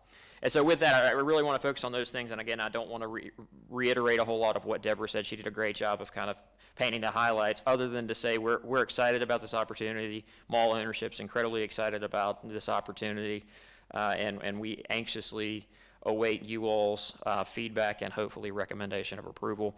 And our team is here to answer questions to the extent you will have any. Thank you. Thank you. Here, I thought the cameras were here for technical amendments to setback requirements. But they're still here. Shows what I know. So we'll begin on this side with our questions for the I just have staff. two questions. The first one is on, and I don't think I saw it in here, the current sound ordinances that the town would have, those would stay as is. I mean, Yeah, there's no opportunity to amend sound ordinance, so there's no changes proposed with that. And I guess the thought would be when the Sears was active, the Macy's was active, they had trucks coming in and out. Absolutely, It's yeah. it'll all just stay the same. And something too that I wanted to clarify, somebody had asked a question about at the town council public hearing, and I talked with the police chief after the meeting, and I did want to clarify, if there is a vehicle backing up, that's a safety requirement that it be a certain decibel level, so that's something that's going to be exempt from somebody reporting a noise violation. But yeah, we've had active retail users here on this site for a number of years. And another point to make as well, in terms of the sound ordinance, today you could have another big retailer like a Sears or a Macy's, you could have a gas station, you could have a nightclub or a restaurant on this property. So those uses and this proposed retail use, if it didn't have the modifications that are part of this proposal, increasing the building height, the architecture of the building, the signage, the flags, they wouldn't need to come before you for a rezoning. But it's because there are such restrictions in place already, and this has a unique look to Cary. This is different from anything we've seen in Cary in many years, so that's why it's before you for a rezoning. Okay, just one more question on traffic, and I'm not sure if who that would go to, but and if you said this, but we said that Walnut, we know we're going to get a lot more activity over there. Did anyone look at? Is it anticipated that the main entrance would be more from the Cary Town Center side I versus think- coming off the Walnut side? I or- was going to say, we already, as noted in the Imagine Cary Community Plan, we already have almost 50% of Cary's workforce uses this route to get to Interstate 40. This is the major interstate connection here. Yes, will some people try to come down Walnut Street? Talked to the police department about this again. He said, yeah, they'll try that once. That just like when you try to get to Crossroads at Christmas time, if you try to go down Walnut Street, you're going to do that the first year, and then you're going to find the alternative route, to take the more direct route to get there and, find the path of least resistance. But yeah, we can't look into a crystal ball and say that everybody trying to come to the site is going to use Carytown Boulevard. But it's anticipated that people will know that that's going to be the most direct route to access Well, the site. especially since this is a regional, I mean, this type of facility is a lot more of a region. You got people coming here from Greensboro, from, Virginia, and I would think that would be the way they would come, who would want to cut through the town to get there? So that's kind of what we're anticipating. That's what a lot of people are anticipating, but I can't, I know there's no I can't. guarantees, Yeah, but that's right, the thought. right. Okay. Exactly. Okay, I'm good. Along those same lines, were all of the recommendations of the traffic study included in this proposal? No, there were a couple of items that were proposed that the applicant, just a couple that the applicant did not propose. The improvements that were not offered was, let's see, modifications to eliminate closely spaced cross-access and weaving conflicts on inbound lanes on Convention Drive, and then the intersection of Southeast Maynard and Walnut Street to widen the southbound approach to provide 2 left turn lanes with 325 feet of storage and modify that traffic signal at this intersection. So we can let the applicant speak to these, conditions if they'd like to address them. And I can pull up a map again, if that helps. So if it's a different speaker, he can answer the questions. Go for a few.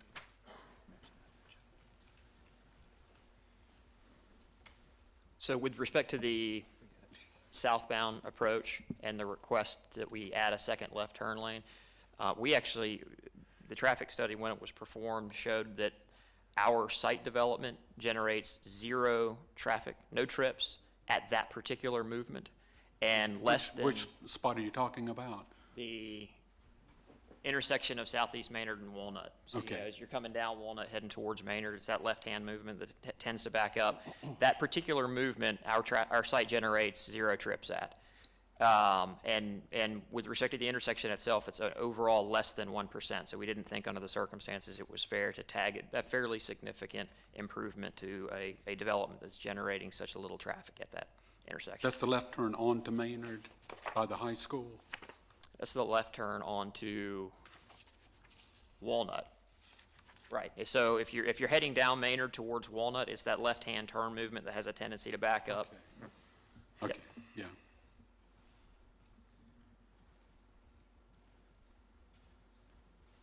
I agree that's pretty remote.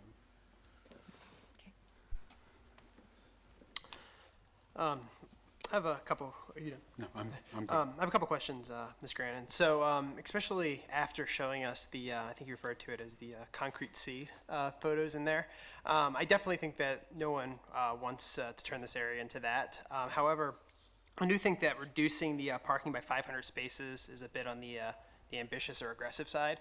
I'm just wondering what staff's take is on that, and if they feel like the 1/3 reduction will still allow for adequate parking, given the nature of the tenant in this case. It's been our experience over the years that many retail users know more what's going to work for them with their parking needs.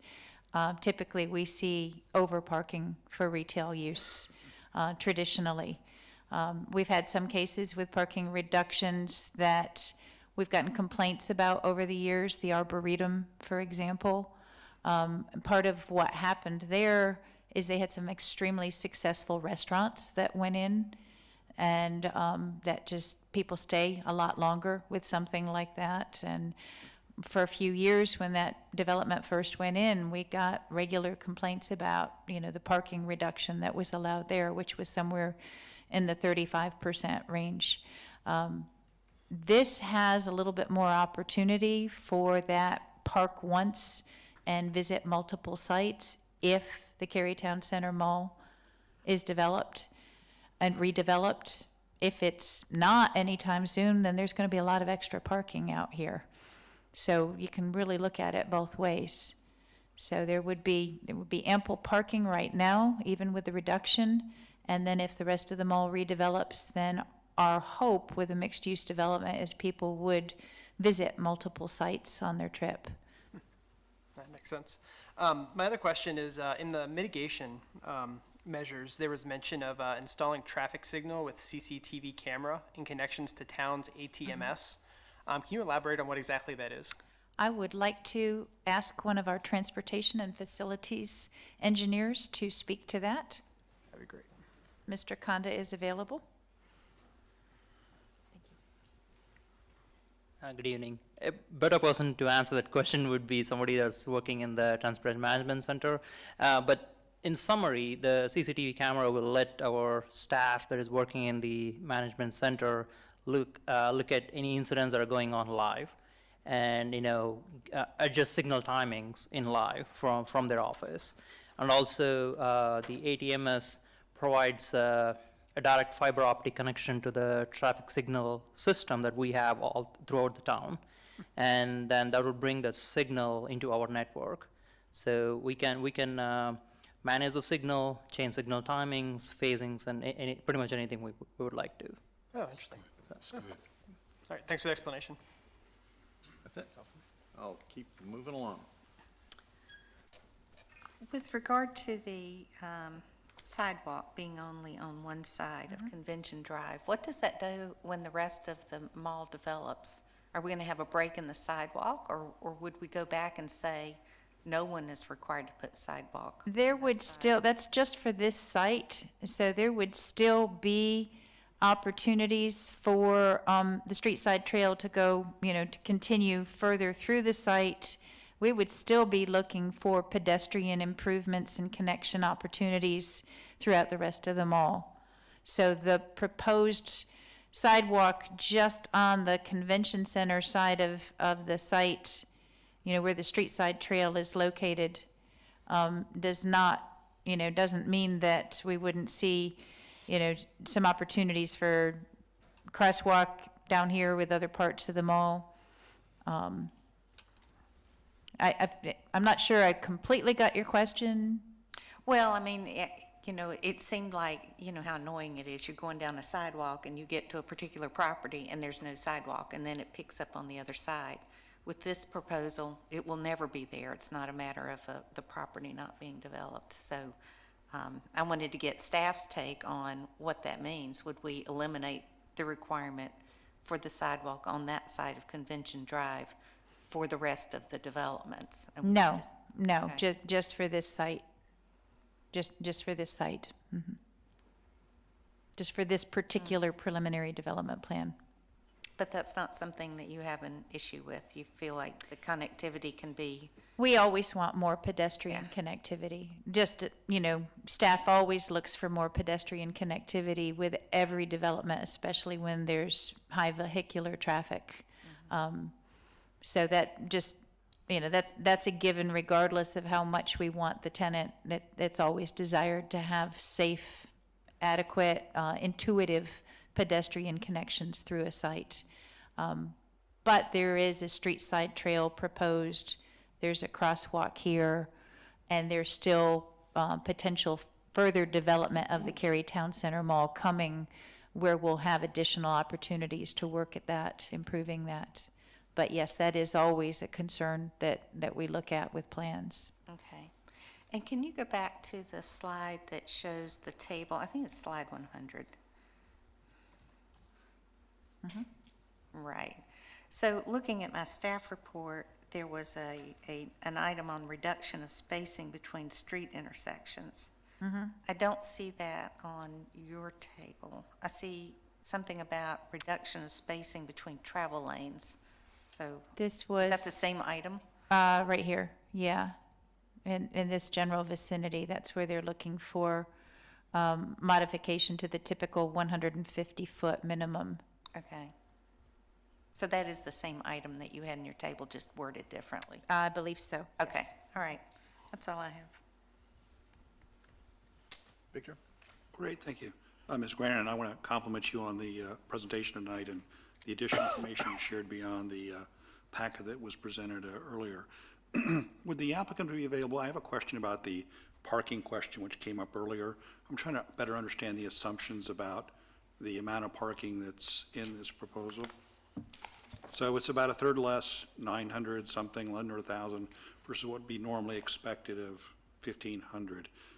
What's the rationale there? Is that based on a long history by this applicant that this is all they need for their square footage, or this is based on a peak load when they first open the doors and get a big crush of people, or is this what they're expecting over the long term? Can you help me understand the logic, or are they just assuming if we have a lot more extra traffic, it'll go over in that dead lot that's now yet developed further over? Well, no. I mean, and so I think handling kind of the second way you put that question is probably the better way for me to answer it.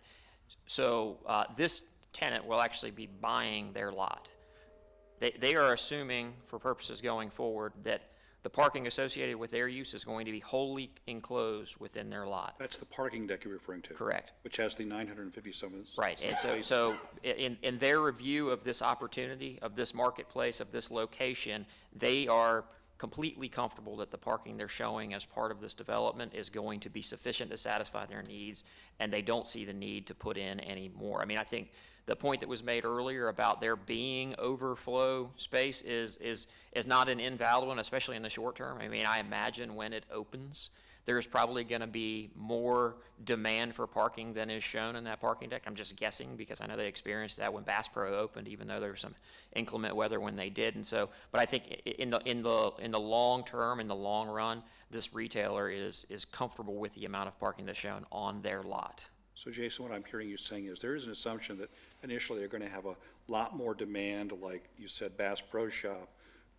That's my assumption. I'm just guessing. Beyond their parking capacity they're proposing here, and those cars just need to find someplace else. And it will be convenient that this mall is not very well utilized. That's where they're likely to wander to go park over there, and so everyone's. I think that's just human nature, and it is a mall still, right? I mean, and so while this is an appendage to the mall that's replacing two dark boxes, at the end of the day, I mean, because that mall has always confused me, just given the configuration. I can't tell you how many times I've parked on one side of the mall realizing that my store is actually on the other side, and I didn't feel like climbing back in my car, so I just walked through the mall. I mean, I think that's just going to be human nature to keep doing those type of things. Yeah, but we are expecting, as you know, and as Brandon showed you, in a mixed-use center just over the property line here, the boundary, that is going to have a very different configuration with perhaps not as generous a parking as now the big sea of concrete we see right now.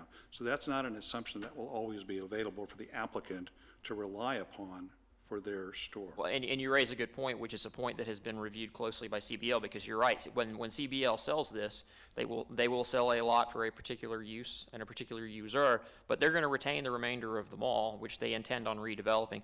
Based on CBL's review of it, they are comfortable that the amount of parking that's shown, based upon the information they've obtained from this retailer, is sufficient for the purpose. And they wouldn't be doing anything that would result in a scenario where they couldn't park their future needs. I can promise you that. But it does create a still open question about maybe initially there might be a lot more demand than we're planning over the long term. I'm just guessing, but it's. Have any of you been through a IKEA opening up within a mile or two of your home here on the Planning and Zoning Board? I have. The good news is the applicant has picked a wonderful location because they're going to be swarmed. They're going to have business from Virginia, South Carolina, all over North Carolina, who knows where. This place is going to become a magnet. That's the good news. The bad news is gridlock. And for at least the first year or two, what I observed in a IKEA open up within 2 miles of my residence in California is the parking garages are completely solid locked. And cars would drive around and around to try and find a parking space because there wasn't sufficient parking. And they might go over to the Home Depot or the Office Depot or someplace like that till that was all gone. Over about a 2-year period of time, that subsided. But the initial time was complete gridlock, and part of it was just because there was insufficient parking. So it's just one of those growing pains that we in a community need to understand, but it's with a successful, high-demand, high-interest applicant situation as it is, that's going to occur. And I'm just raising a question that we want this to be a destination center, and the last thing we want as a destination center is that the region at large looks at this destination center as too hard to get to, which could have an adverse impact on the applicant eventually. But more importantly, we have a big development coming up to the north on Carytown Boulevard that we're talking about, and the other property that we've talked about here in the shopping mall. Sure. And we wouldn't want any of the developers there to think, well, maybe this has got a question mark because of the tremendous traffic, which is good news for all concerned, but could have some negative effects. So if the applicant could speak a little more in detail about this situation, because clearly people are not going to be coming in rapid transit to buy all the shelves and 50-pound this and that. They're all going to be driving the cars, and so it's going to be a lot of traffic. Can you share your perspective? Be happy to. I appreciate you raising the question. Bob Grimsley, Real Estate Manager with IKEA. We've given a great deal of thought and analyzed with our internal traffic specialists the number of parking spaces we need on each store, including this one. Not knowing what the ultimate redevelopment plans will be for the rest of the Cary Town Center property, we're really parking, not anticipating that we'll be able to use any of the additional spaces on what's currently the balance of the mall, but we will have a cross-access parking agreement in place with the mall property so that they can park on us and we can park on them.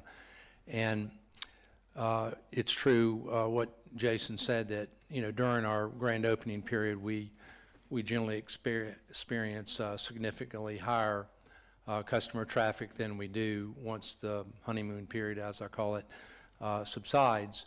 But right now, as you may have noticed, there's ample excess parking available on the mall itself, and we would not anticipate the need for any additional parking other than that.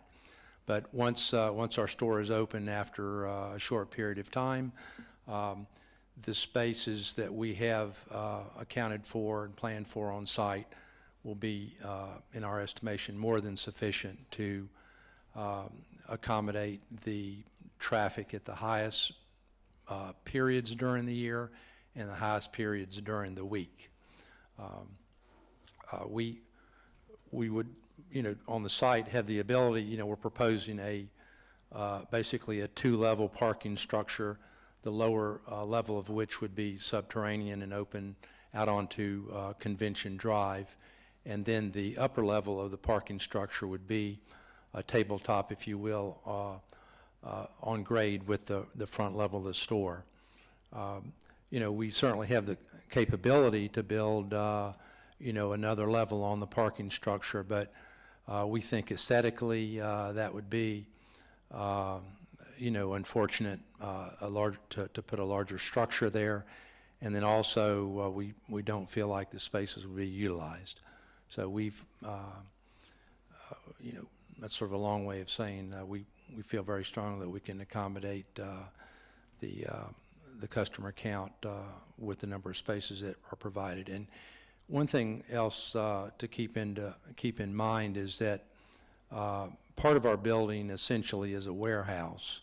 And so while you're looking at the square footage for the entire store and basing the counts perhaps on that, we do have a certain percentage of our building that's warehouse that doesn't theoretically attract any larger crowd. Got it. Thank you. So speaking of the traffic study, as it was just suggested there, as I understood from a discussion earlier, the traffic study as a baseline without any development was based on current measured traffic around the Carytown Mall from Is that correct? Which right now is a not too well-trafficked mall. And then, as I understand from reading the traffic analysis, we were looking over the next 5 years to try and determine all the congestion that would be created by the applicant's, development, to be something in order of traffic increases of 2% per year. So we have a measured number of what the traffic is for a fairly underutilized mall, and then we're looking at 2% increase a year. Yet we already understand we've got a whole bunch of other developments going on there besides just this one as well. And if you were to, I'm sure all of you went and did this analysis in your Excel spreadsheet. Here's what the traffic study looks like for all the intersections here. Where you're supposed to meet minimum standards, at least, the terminology is D, but nothing lower is an E and F. With a simple percent or 2 or 3 of increase over 2%, you've got a lot of Fs that start to just block up the whole area that we're talking about. But I know you have some plans on a bigger level to try and anticipate that with these other developments.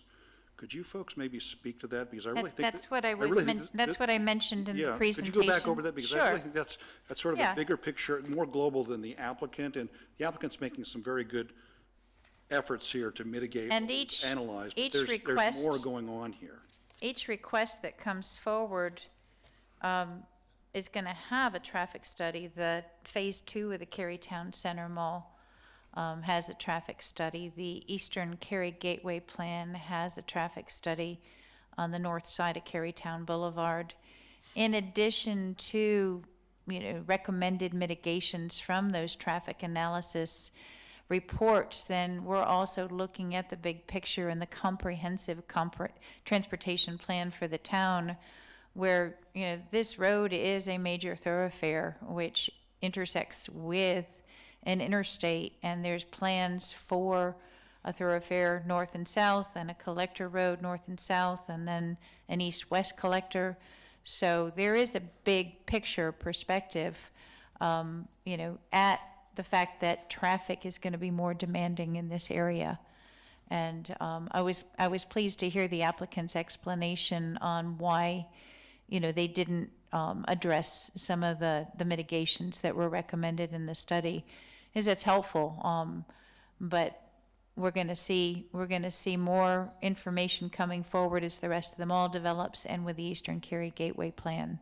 So we are looking at this holistically through the MOVE chapter in the Imagine Cary Community Plan, but then we're looking at it on a case-by-case basis as well, and looking at the individual demands and requests. So.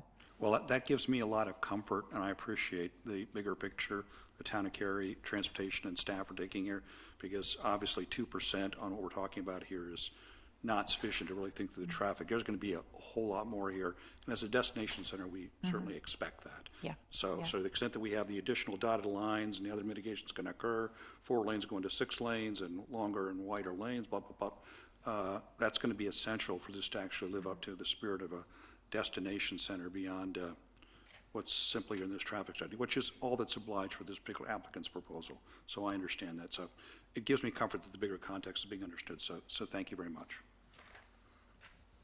Anything else? That's it. Any other questions anyone came up with? I just have a few, but I'll piggyback right on this traffic one. So just to be sure, the Eastern Cary Gateway traffic studies and the mitigations proposed here kind of mesh in with They might. future. We'll have to evaluate those, but based on what this applicant has offered, they're obligated as zoning conditions to address those as part of their proposed development. Right. There may be different mitigations as part of the Eastern Cary Gateway Plan. Okay, great.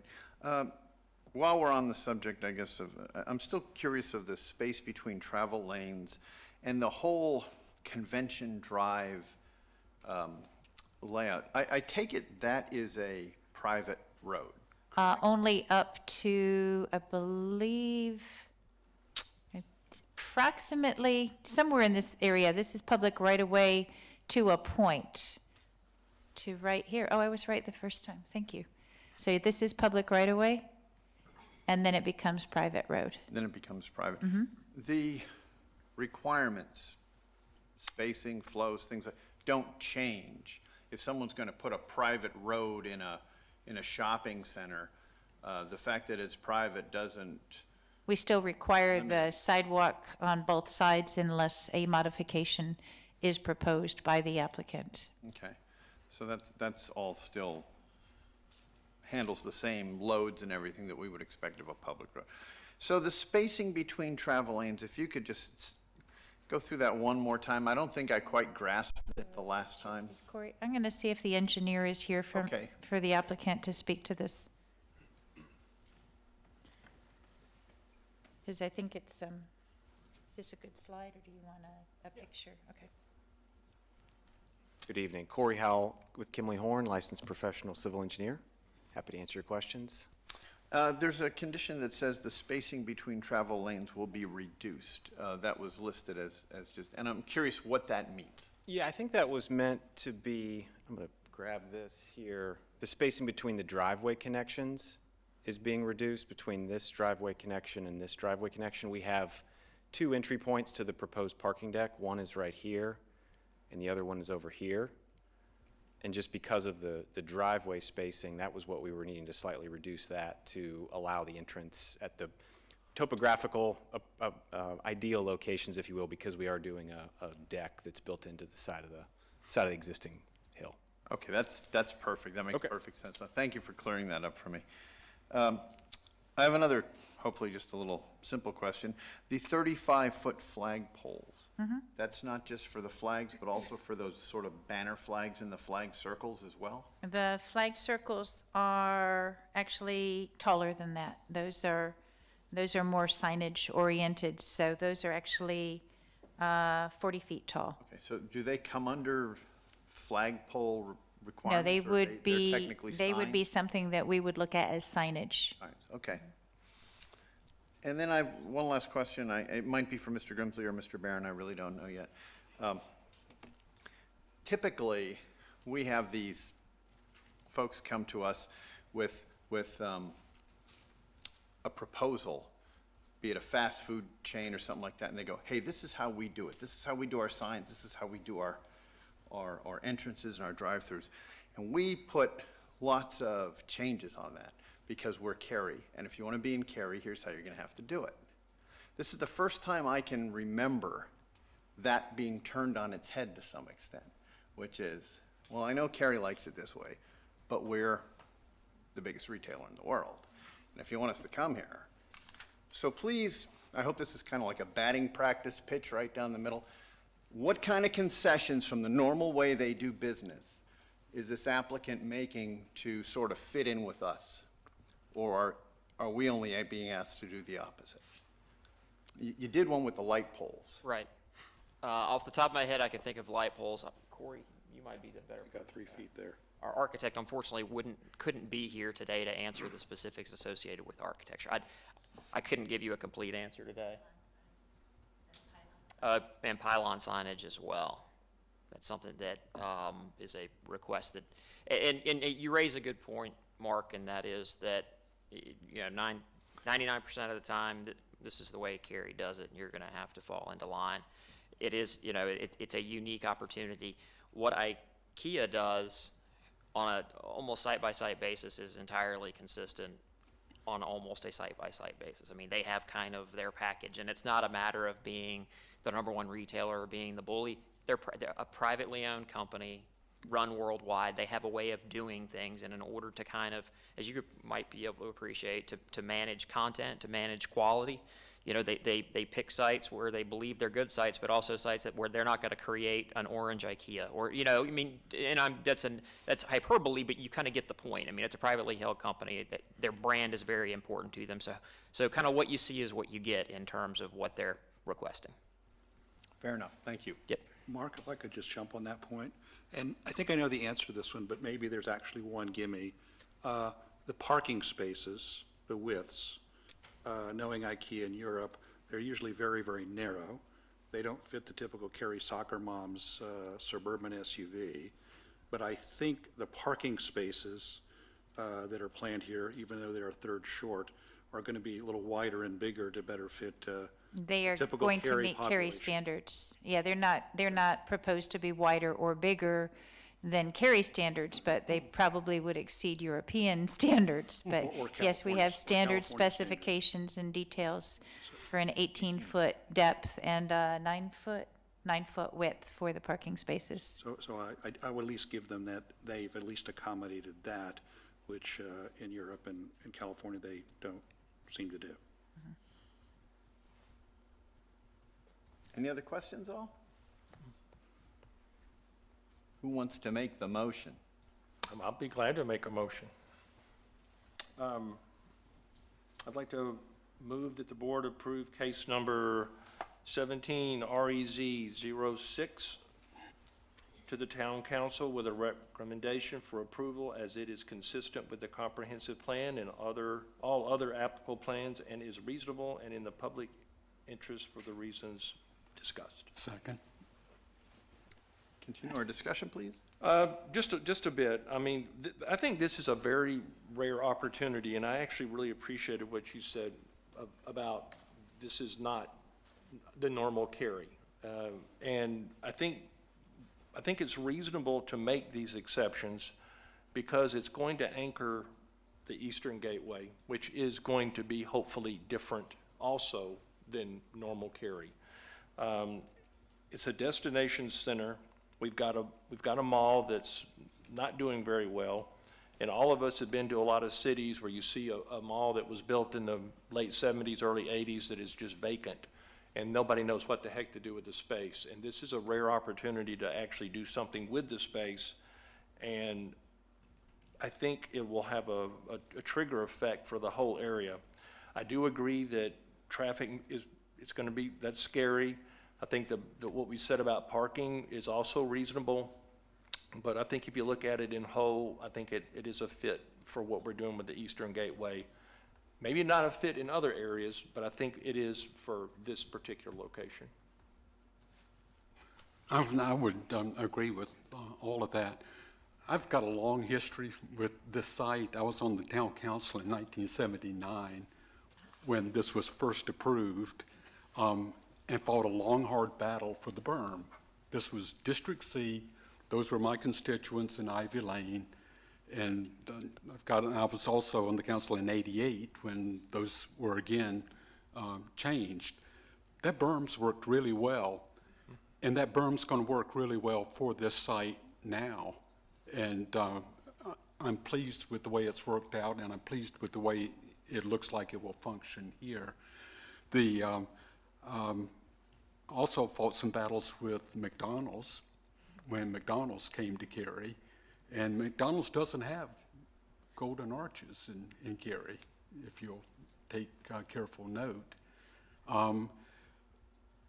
But this site seems to be different. The grade is below the neighborhood on Ivy Lane, and frankly, there's not a lot of visibility from Walnut Street or from Cary Town Boulevard where this would cause a problem or be visually offensive to neighborhoods. So I'm sort of like you. I'm proud of the way Cary has protected its appearance and protected its sign ordinances and done things in that way. But I think it's reasonable to make an exception for this site in this instance. So I'm very comfortable with it after getting the answers from the staff. Any other discussion on this motion? Anything you'd like to add? We'll just Gonna move work down our the way line. right down. Let's go right down the road. I want to first say that I'm actually impressed by the traffic mitigation efforts that were offered by the applicant. Normally when we see cases, an applicant might pitch in a couple here, a couple there. This is definitely going to be a big draw. There's definitely going to be a lot of traffic, and I think the applicant is doing a superb job on mitigating those through the mitigation efforts that they're offering as part of this rezoning. I think it's important to differentiate this mall for it to be successful. I was actually reading an article not too long ago that was talking about the decline of mall and how I think in the next 20 years they expect half the malls in America to be out of business. And I see a mall like Cary Town Center that's today struggling. So what are we going to see 10 years, 20 years from now? I think something like this is really needed to revitalize the area, to revitalize the mall. And I think overall, the development will present an opportunity to a big economic boost, both to the mall and the surrounding area, with limited impact to the community, especially through the traffic mitigations that are offered. So I'm in support of it. We'll just keep on moving down. I'm very supportive with just, two assumptions and caveats here. I'm basing a very high level of confidence on the town of Cary and the town of Cary Planning and Traffic Department to help us work through the development that we're aspiring to make happen, East Cary Gateway. We don't get the traffic right, we'll kill it. It will not only make it difficult for customers of any applicant who builds something there less than they hope and desire, but it will also perhaps dissuade other developers from wanting to develop in the area because of that problem. We have got to get this right, and we got to get on top of this and think of this more globally. I think we're thinking of it, and I'm going to give us a pass a bit on it tonight. I think the applicant's doing a lot of good things here, but we have 2 or 3 other things in the queue to come up here that are across the property line and across Carytown Boulevard. We really need to make sure we have A+ way of handling traffic that we're expecting as a destination center is going to be. And I think the other thing, though, is actually I'm going to look to us, Planning and Zoning Board. We saw a few photographs of where this applicant's stores have been located very successfully, and they've typically been surrounded by seas of concrete, either an existing mall or whatever else it may be, big box stores. And that is not our intention to be across Carytown Boulevard or in the so-called remaining part of the Carytown Center. It would potentially be so easy for applicant 2, 3, 4, 5 to come to us and say, well, since we have this, we'd like to, play on the traffic of that and put our big box in there. And I think that we as a Planning and Zoning Board would do a great disservice to the town of Cary and the aspiration of the East Cary Gateway if we didn't stand very strong on not doing that. So I'm willing to support this fully, but I expect that comes along with that for the things that are going on across Carytown Boulevard and the rest of the Carytown Center, we're going to have strong discipline and maybe have to take a few no's along the way to make sure the mixed-use center that's in the plan today actually materializes as adjacent neighbors to the applicant's development today. So with those 2 assumptions that we're going to do the right thing on both counts, I'm more than happy to say yes. Carla? I find several things about this really refreshing. One is the community support. I mean, how often do you see a big box come in and you don't get a lot of screaming people? And we didn't see that. The look and feel of it, I love it. I mean, I'm happy to see something a little bit different. The layout seems to solve some of the issues that we had with the previous applicant, the parking for the Triangle Aquatic Center. So that works out. And, like Ryan, it's just really refreshing to have an applicant do a traffic study and then say, okay, I'll make those improvements. That's awesome. So, yes, it has my full support. Anything else? I'll start with my nitpick. I'm disappointed that the power lines are going to stay up above. But on the other hand, all the traffic mitigations we're getting, I don't think I've ever seen this high a percentage of the recommendations versus the ones that are actually being committed to. I mean, I don't think I've seen this level of commitment before, so I'll take the victory and run. One thing about this development here is there's sort of the only pushback I heard from folks out there was kind of this big box retailer, the sea of concrete thing and everything. But you got to acknowledge this is a risk for IKEA as well. They don't just print money wherever they go. They're going into a mixed-use development here. We're going into a mixed use, and I believe it's one of the smaller footprints of the facilities they have. So they're taking a risk, and they're also coming into a place where they've got to sort of bring everyone else up.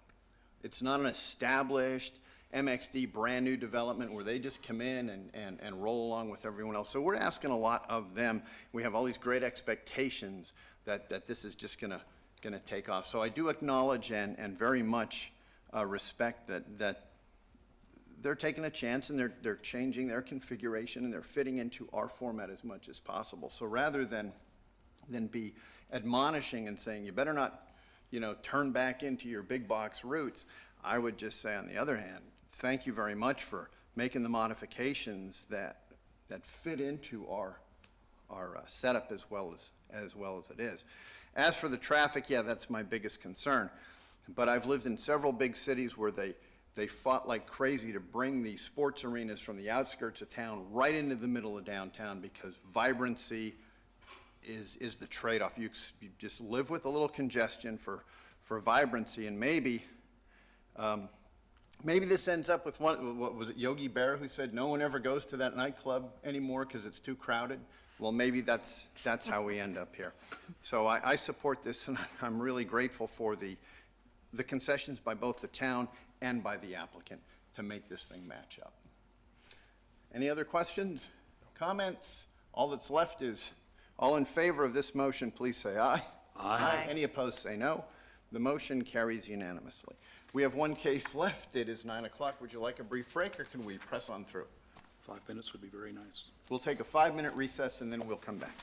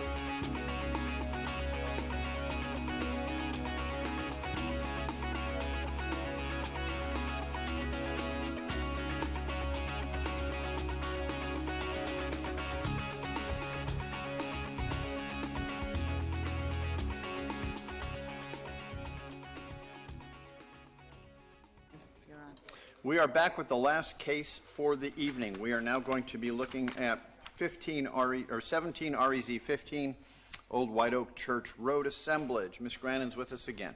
Thank you. This is a request to rezone approximately 10.2 acres located in the 1500 block of Old White Oak Church Road. Properties highlighted here in yellow south of a future Town of Cary park site. Zoomed in aerial shows the property is developed with 3 detached residential homes.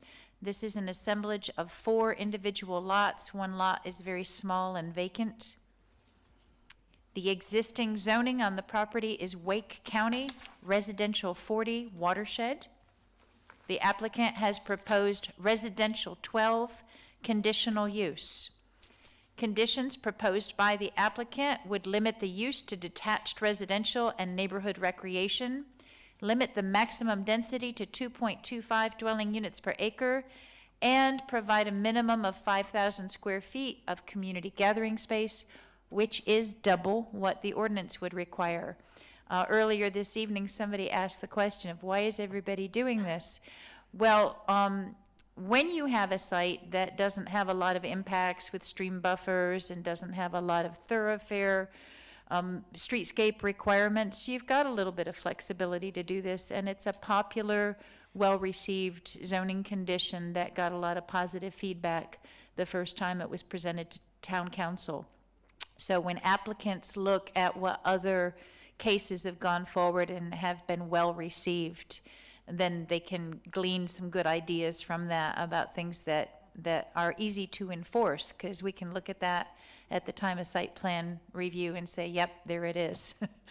So this area is identified as a suburban neighborhood, and so the proposed detached residential use is appropriate, but it's also part of the green level special planning area. And with that special planning area, which is highlighted here, it's also in a neighborhood west of Flat Branch. And that's got its own policies, including looking at maintaining land use transitions, respecting heritage and open space, and not having an aggregate gross density of greater than 2.5 dwelling units per acre, predominant use of detached residential, and quarter-acre lot sizes. So with the R12 zoning, that's just over a quarter acre. They're proposing 2.25 dwelling units per acre, so below the recommendation in the Imagine Cary plan and the detached residential. Only a slight area with stream buffer, according to Cary's GIS maps, and field determination will be required at the time of development plan review. This shows the location of the American Tobacco Trail, which is a very popular feature in close proximity to the site, and future greenway trails to the north of the property. And then, as I mentioned, this area here is a future Town of Cary park site. The site does not have any frontage on a thoroughfare or collector road. There's a tiny, tiny portion of it here along the Ridgeback Road property, but then there's a little gap of land in there that's actually owned by another entity owned by the church. So these are some things that we'll look at the time of development plan review, but there's no streetscape buffer required along Old White Oak Church Road because that is a local road. Let's see, yeah, as I identified the roads, this shows a little better image of it, and no current or proposed transit routes in the vicinity of the subject property. This shows the notification of property owners within 800 feet of the subject property. There was a neighborhood meeting back in June. Maintenance of Ridgeback Road was a major concern for adjacent property owners. There were questions about the proposed density. There were questions about town standards for buffers and greenway connections to the north.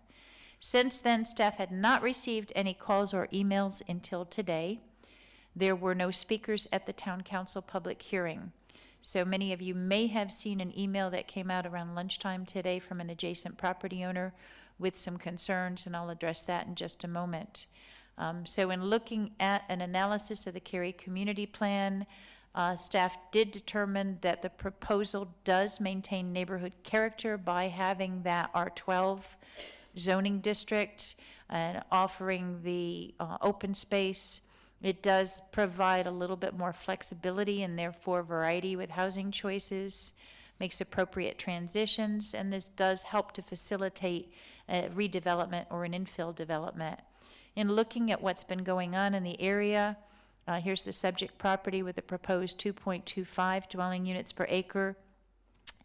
Most of the development out in this area has come in with the R40 Conservation Residential Overlay District, so it's around anywhere from 1.1 dwelling units per acre to 1.4 dwelling units per acre. Some of the more recently approved rezoning cases are 2 dwelling units per acre, 1.5. There is a pending proposal for the church property where they're looking at a PDD, a planned development district, and that's where the densities are creeping up a little bit here with the multifamily residential that's proposed, and then the townhomes at 3.57. So in looking at what's going on, this is consistent with those policies to maintain an aggregate density of 2.5 dwelling units per acre. So staff's preliminary recommendation is for approval.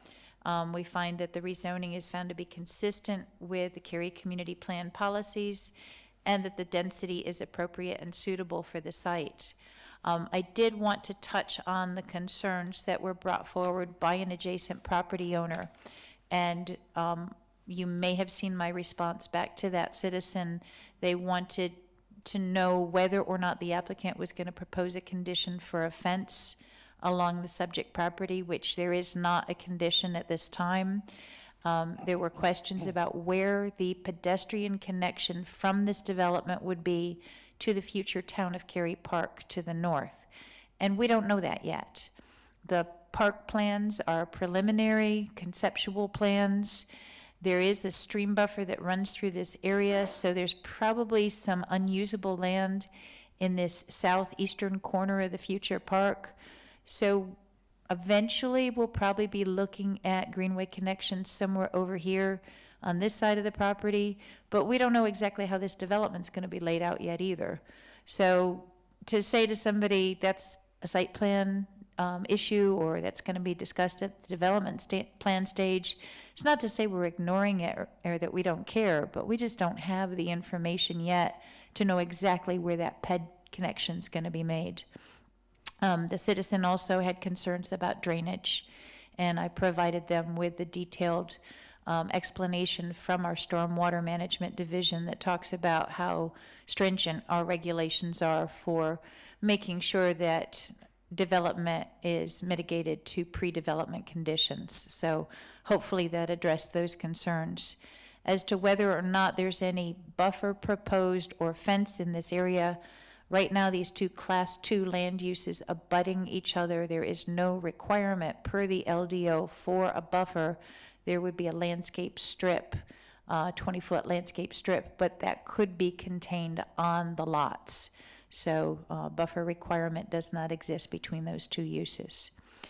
And again, just to summarize, proposed use limited to detached residential and neighborhood recreation, maximum density of 2.25 dwelling units per acre, and then that community gathering space, which is double the size of the ordinance requirements. So the applicant is here to provide some additional comments, and then I'll be available for your questions. Thank you.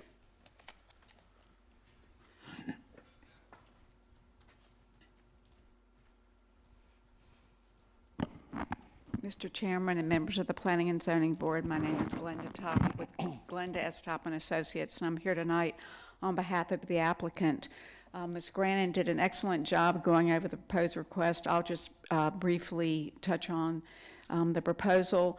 The request is to rezone the property from Wake County R40W to R12 conditional use. The conditions limit the use to detached residential and recreational uses. The density is capped at 2.25 units per acre, and the gathering space is 5,000 square feet, which again is double what's required. The proposal clearly meets the vision for both the suburban category and green level special planning area and complies with the policies and goals that are found in the Cary Community Plan. The minimum lot size and the maximum density provides an appropriate transition adjacent to the larger lot subdivision while maintaining the neighborhood character of the area. The minimum lot size and density cap responds to the needs of new residents, current demographics, and evolving priorities of offering flexibility in lot sizes while meeting policy guidelines. It introduces a lot size compatible with the surrounding area but not currently available in the general area of the rezoning. And the rezoning will help provide an adequate supply of housing suitable for the growing diversity of housing types. It's with its close proximity to schools and recreation. As you know, there's a new elementary school, and the American Tobacco Trail and a future park is located in the area. By doubling the space required for the community gathering area, this will allow the residents of the area to have a place within their development to go and either sit at a park bench or picnic table, a gazebo, but they will have an area just for themselves. And we also feel that with the keeping the density, the 2.25 units per acre, it does respect the vision for the green level area and the heritage of the area. Again, with the Cary Community Plan, it does single out the green level area as a special planning area, and we do feel that by capping the density and having the lot sizes be a minimum of 12,000 square feet does meet the criteria of the suburban neighborhood development category and is an appropriate use for this location, and we would ask for the board's support, and I'm here to answer any questions. Thank you. Does anyone have any questions of the applicant or the staff? Either side of the room, just jump in if you do. I don't want to be out of order. Oh, go right ahead. Thank you. Ms. Granite, there was a Town of Cary neighborhood meeting for this particular rezoning that occurred on June 7th. There was a letter documenting that meeting that was included in our packet that was distributed on the website for everybody to see. And I noticed there were actually two properties that were discussed in the same meeting. One is the subject of discussion tonight, which is the rezoning for 17 REZ 15, but there is another rezoning application for 17 REZ 16, which seems to be just a little bit down Ridgeback Road. Could you? That has been withdrawn. Okay, so could you go back and show that map that showed where 15 is versus 16, which has been withdrawn? The So we see property that's 15. been withdrawn is here, this So that was large the- property. That was the 44-acre Yeah, property. So it's just gone. it has been withdrawn by the applicant, correct. Got it. With the property rezoning we're considering here, there doesn't seem to be anything specific about addressing Ridgeback Road, the gravel road which exists today with Correct. all the other development further down there, which to the south is going to put a lot of new homes in. That's a gravel road, if people haven't been out there, that is kind of an interesting anachronism here in the town of Cary, but it is a gravel road. The applicant has no offers or plans to do anything there to The applicant has not offered anything in the way of zoning conditions with this. When the site plan or development plan comes in, we are going to look at this kind of unusual shape to Old White Oak Church Road here in front of the subject property. And if our transportation and facility staff has anything more to offer on that, I'll ask them to come forward. But there may be some determination that rather than just keeping this, like this, we might do some reassessment of this road in here. But no, there's no zoning conditions on the table for Ridgeback Road. Okay, so, and with the other development just to the east there where your arrow's right at exactly now, they're developing there, and at this point, they've not either been obliged or committed to help. There pave have that been, road. So I'm just kind of, yeah, I they're know that, making- I know it's an there's issue some with neighbors, so I'm improvements. just trying to dig a little deeper on that. issue, if I could. Sure, the two properties that you're referring to, they're going to be actually installing a Ridgeback Road that would be sufficient for two-way vehicular traffic. Ridgeback Road is a collector avenue, you know, with a median for future. So they would be adding 22 feet of asphalt with curb and gutter and sidewalk on their side. And they're providing a transition to a gravel road to the intersection of Ridgeback Road. Which then with, is on White the Oak. church's property. Yes, which is right in front of the church's property. And when the church redevelops, they will be doing the exact same thing that these two properties did. But it's only the half. It's generally when we say half, it would be a minimum of 22 feet of asphalt, which would be which would provide 11-foot lane in each direction. And they would be doing a payment in lieu of the half median section that they are required to. So, with respect to this loop that you're seeing here, I mean, if you see a recent aerial, there's a roundabout that's already built. That loop road was left by the school to provide access to the single-family homes that were there at the time. And we've discussed some access opportunities with the applicant and NCDOT and what we could permit and what we could not permit. One of the options was for them to have an access onto the loop road and further onto White Oak Church Road, but the access on Ridgeback Road is going to be too close to the roundabout. We would very likely ask that access to be pushed pushed to the east to provide a little bit of little better spacing from the roundabout. Got it. And that little piece of property that's wedged between the two existing roads right now, is that property that's owned as part of this rezoning, or is that by the school? No, that is owned by the school. It's owned by the school? Yep. Okay. And Ms. Grandin, you covered the email that just came in today with some of the points, but I may have gotten my emails wrong today, but there was something about an electric fence someplace? That's the neighbor. Was a concern of somebody's? The neighbor has livestock and was concerned that if this applicant didn't put up a barricade or a fence, that there might be someone accessing her property where she keeps livestock, so. So in a circumstance like that, how do we in the town of Cary deal with that? If we don't oblige a developer to put a fence in, the residents might just walk into the electric fence? We require zoning conditions to be offered voluntarily. Oh, okay, so since they're not offered, the electric fence is there, there's no fence being planned or offered. Okay. All right. Can I just jump on That the applicant would like to speak to that. Just briefly,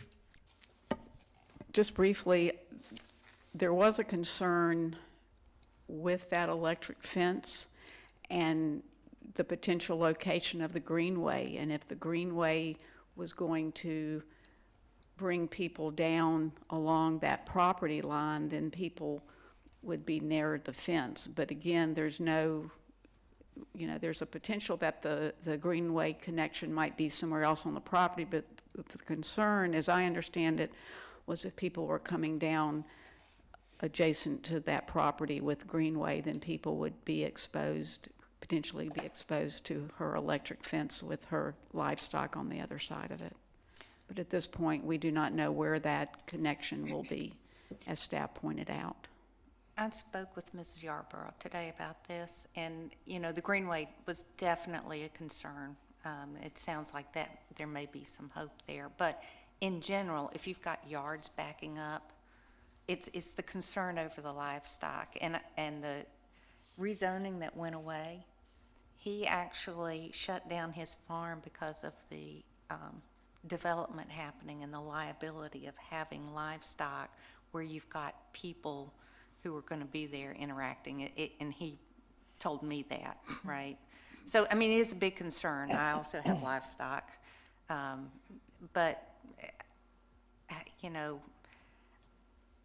Shenandoah Homes has basically been acquiring all of the land in this area, with the exception of the church. They're the major player here. And up until now, I'm not aware of anybody asking them for anything. These rezonings have just slid through. We've all said, that's fine. And this seems like a very minor thing to request would be a fence to protect someone from this new development, with the specific consideration of the livestock and the electric fence, and having to potentially change. Along the line here, or over here? Over here. It's over there. And I would assume it would be just in front of her property.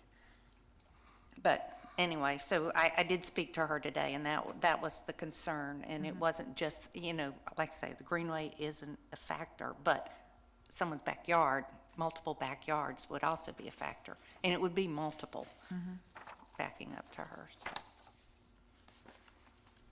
But I think she will be happy that it's conceivable the greenway won't be there.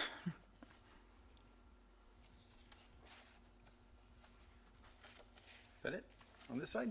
Any questions over here? I just have a comment. We talking about it. I have not seen the email that folks are talking about. So if it's pertinent, I'm just saying I haven't read it or seen it. I'm only going to go by what you guys are talking about. Yeah, there were 3 points that the homeowner, Mrs. Yarborough, addressed specifically to me and asked me to bring up to you: the greenway location, the concern about stormwater management and runoff, and then the concern about the fence. Okay. There was discussion back and forth between her and the applicant, but those were the items that she asked that I make sure. She was not able to attend the town council public hearing, and just asked that I make sure that those were brought forward. And this is not a new concern. Okay. These things came up during the neighborhood meeting, so it's not like she thought of it at the last minute. No, there are emails and a back and forth where the developer has specifically not addressed that question multiple times. So I'm concerned about that because, we're not really involved in site plans, right? And if it gets through this stage and there's no condition, then it doesn't happen. But I explained to the citizen that some things cannot be, offered as a zoning condition if they're already going to be addressed, like the stormwater mitigations and things of that nature. So I've also let her know what the process would be, that there will be notification if and when a development plan is submitted. We still do the courtesy notification so she can see, what's been proposed and have an opportunity to contact staff too. Well, my experience with the courtesy notifications is they're after a fact. I've gotten quite a few of these because I live out here. And basically what it says is that the site plan meets all of our requirements and it's going to be approved. And that's what I was explaining with stormwater management. If the applicant wanted to offer conditions pertaining to other issues, then they could certainly consider that. Yeah, I realize that the stormwater management is kind of something that happens in the process. Yeah. So the fence, I think, would specifically be my concern because that would be the only really appropriate condition that could be offered at this time, that of the things that she brought up. And if I could just add, and I guess with that dialogue, the explanation with the stormwater was just mentioned. There's currently a stormwater problem out there today. We will be, any development that occurs on the site will be required to meet all the town's stormwater requirements, and typically with the concerns that were raised, it is something that is addressed at site plan.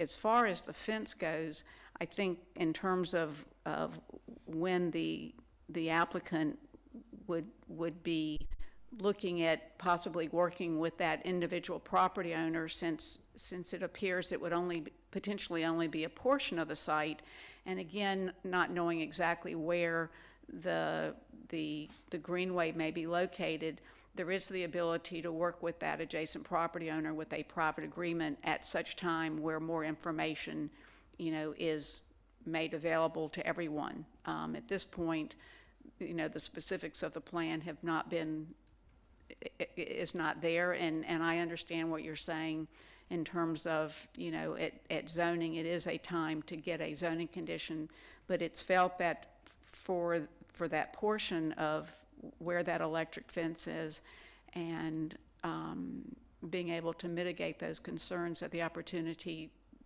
does and would exist as the process continues on.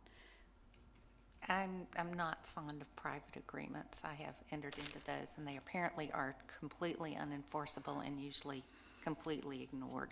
So I wouldn't want to offer that as a valid suggestion. I've learned the hard way that if it's not in the zoning, it's not there. One thing that I'm sure the applicant, is going to consider this, and frequently people can come back and offer a zoning condition before the town council makes a final determination on something.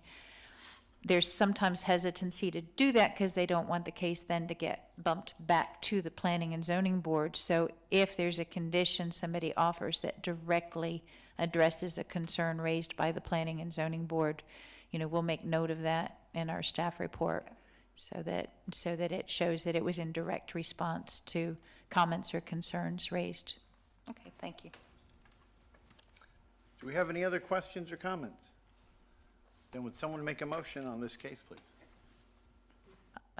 Just checking to see if the applicant has one more comment. They would, yes, to the, Okay, yes. So they can't introduce new zoning conditions tonight because this is not a public hearing, but they did listen to the concerns. Okay. And so it's possible there will be a zoning condition introduced before the town council final determination on this. That would be awesome. So if you make a recommendation, you can make note of what the concern is, though, that you would recommend it for approval if certain, issues were addressed. Okay. And I just got confirmation of that. I'm sorry. Or you could recommend for denial because you're concerned about there not being a fence there. Are you suggesting someone can make a conditional approval? No, but you can make note of what, you can have a caveat. Is that? I think I'm trying to remember what case it was, and I'm not going to be able to remember, but we had another case in the past year, I'll say, where an applicant at your meeting said, we're going to do something new like this tonight that wasn't in front of you. And I believe what we did was say, with the understanding that the applicant is offering this new thing, we're voting to approve. So you really have all those options in front of you. You can just straight up vote to approve without taking into account this new, condition, if that's, favorable to the majority of you. If your vote hinges on that, then I think you could say your vote is with the understanding that the applicant is offering that condition. And we'll present that to council. And then if for some reason that were not to occur, council would know, well, that's why they voted, so they could look into that. I would be willing to make that motion if I thought I would get some support on that. Okay. If I can, just for the sake of kind of streamlining, is anybody willing to make a motion on the rezoning as is? Not that we're precluding their condition, because they still are free to add it. Well, I could make a motion, but it's going to be denial.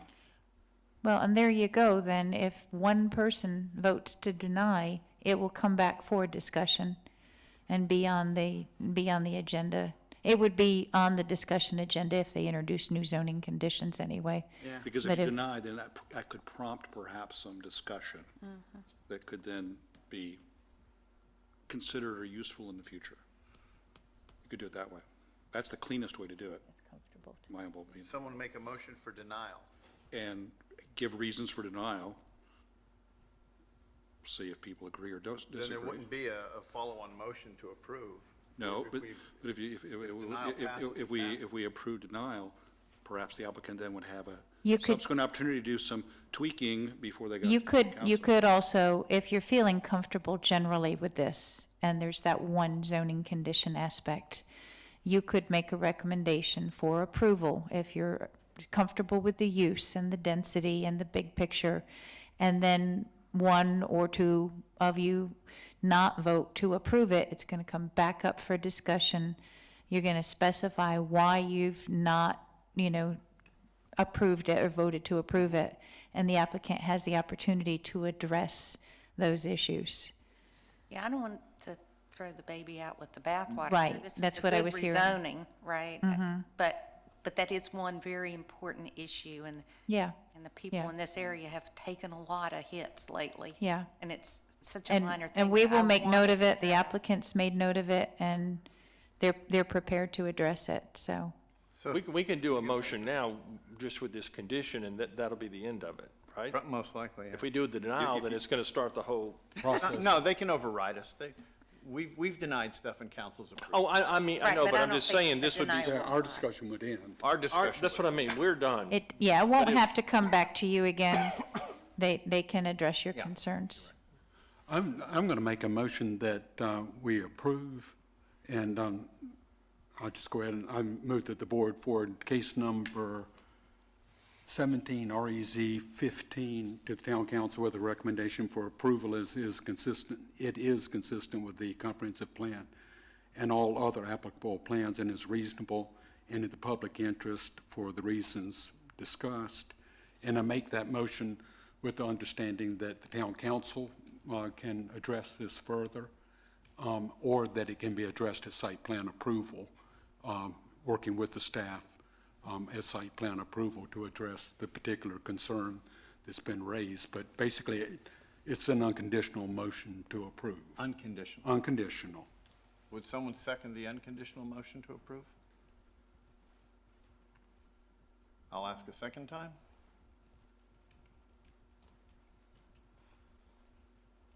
I guess that fails for lack of second. Yep. Okay, so, Go ahead, Carly. all right, I move that the board forward case number 17 REZ 15 to town council with a recommendation for approval as it is consistent with comprehensive plan and all other applicable plans and is reasonable in the public interest for the reasons discussed. And this approval is under the assumption that the conditions that the applicant referred to tonight are actually presented to town council. Was that pertaining to a fence? Pertaining to a fence. I'll second that. Okay. Pertaining to a fence. Just did it You better have to be than more I did. specific. You're going to be more specific. Well, as I understand the motion, it's, you're making the motion on the assumption that the applicant has said to you tonight that they're going to be introducing a condition about a fence to the Yes. town council. We don't have the details on that, Right. but that the applicant's going to be introducing a condition about a fence related to Ms. Yarborough's property Exactly. when it goes back to town council. So Lisa, our vote would then be contingent on that. We would be voting. With that assumption. You're voting with with that that assumption. understanding in Okay. mind, Yeah. because the applicant has made that assertion to you tonight. Okay, and you seconded it, I right? second it. Do you want to put any further discussion on that? No. I think we beat this to death. How about you? I'm just, experience pays off. She's got the experience. All right. Anyone else? Sure. Good. I'm going to deny it, and I've got 4 reasons for it. Number one, I'm a little squishy on what we've just committed to as far as somebody's going to address a fence maybe someday possibly, white picket, this 10 feet tall, blah, blah, blah. I have no idea what that is, and less important for us, but between the applicant and the concerned property owner, what that is. So I don't, unless it's written down like we normally have, it's a little vague to me, so I can't get comfortable with vagueness on that count. Number two, Ridgeback Road is still not being addressed. And, you know, we know it's a gravel road, we got a property issue here. Someone needs to bite the bullet and start to do something here. Applicant's not obliged to do anything, but I'm making an observation, it's next to their property. It's not being addressed in any way at all. Ridgeback Road someone needs to start doing something, and that really goes into White Oak Church Road. Seems like a logical place, so I'm not pleased about that situation that the gravel road still remains with an approval. 3, I think what's been described here is okay. There's nothing here that really knocks my socks off with regard to a redevelopment, particularly given all the things that are going on around there. You know, fine, we can put 20-some homes in 10 acres. Yes, it can be done. I'm not hearing anything more exciting about what's being proposed other than that. And I'm concerned about that because, per your map, Mrs. Granite, about all the developments going around there as well. We've approved a lot of other things going on there. And I had a discussion with one of the a notable real estate agent last week here in the town of Cary, how some of the new homes that have been built and are coming online here are not getting the offer prices some of the developers would hope for. You know, we've been in a very build aggressive period of time, and certainly this area here as well. And I'm just, maybe I'm tapping the brakes okay? But, you know, I see a lot of development coming online. I don't feel compelled that we're denying any new prospective Cary residents an opportunity to move here with, you know, we got to approve this one right away, particularly given I don't think it's as good as it can be. And so I would rather wait to see something more interesting develop. And again, particularly given so much inventory is coming on just within this area. So for those 4 reasons, I'm going to say no. Anyone else? I will also say no. I'll also vote against this, but not, maybe for your first reason, because it's a little too iffy, not too nebulous, but I just don't think, I think we're putting a zoning condition where a private agreement belongs. And I don't, we can say all day long, oh, I feel for these folks out there, they've had all this wonderful pastoral farmland and big bad developers are coming in.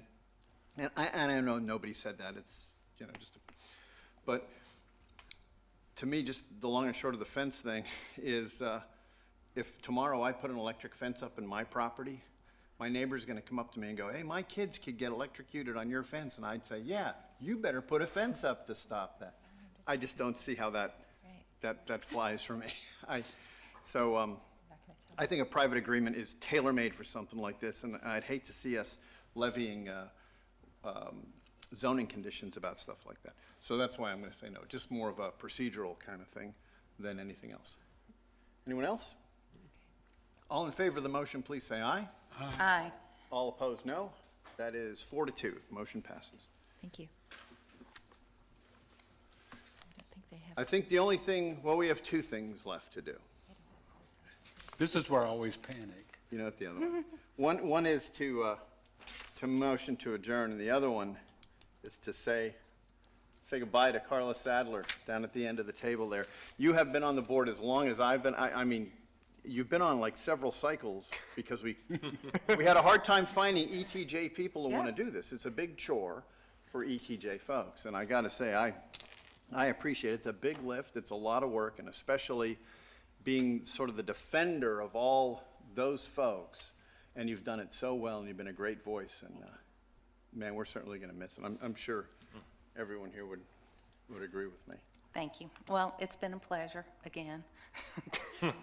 Yeah, I have done many, many terms, and as you say, it's hard to find ETJ people, but I happen to find one next door. She's going to be taking my place. So you may still hear some things that sound shades of Carla Sadler, depending how much. So will we be seeing you sitting out there? Yeah, I'll be out there. You know, we're going to learn sign language. But no, Sherry will do great. I'm really pleased that we have someone qualified to take my place. She has some very big shoes to fill.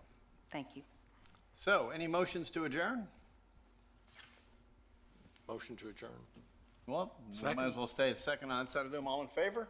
Aye. Aye. We are adjourned. Thank you very much and good evening.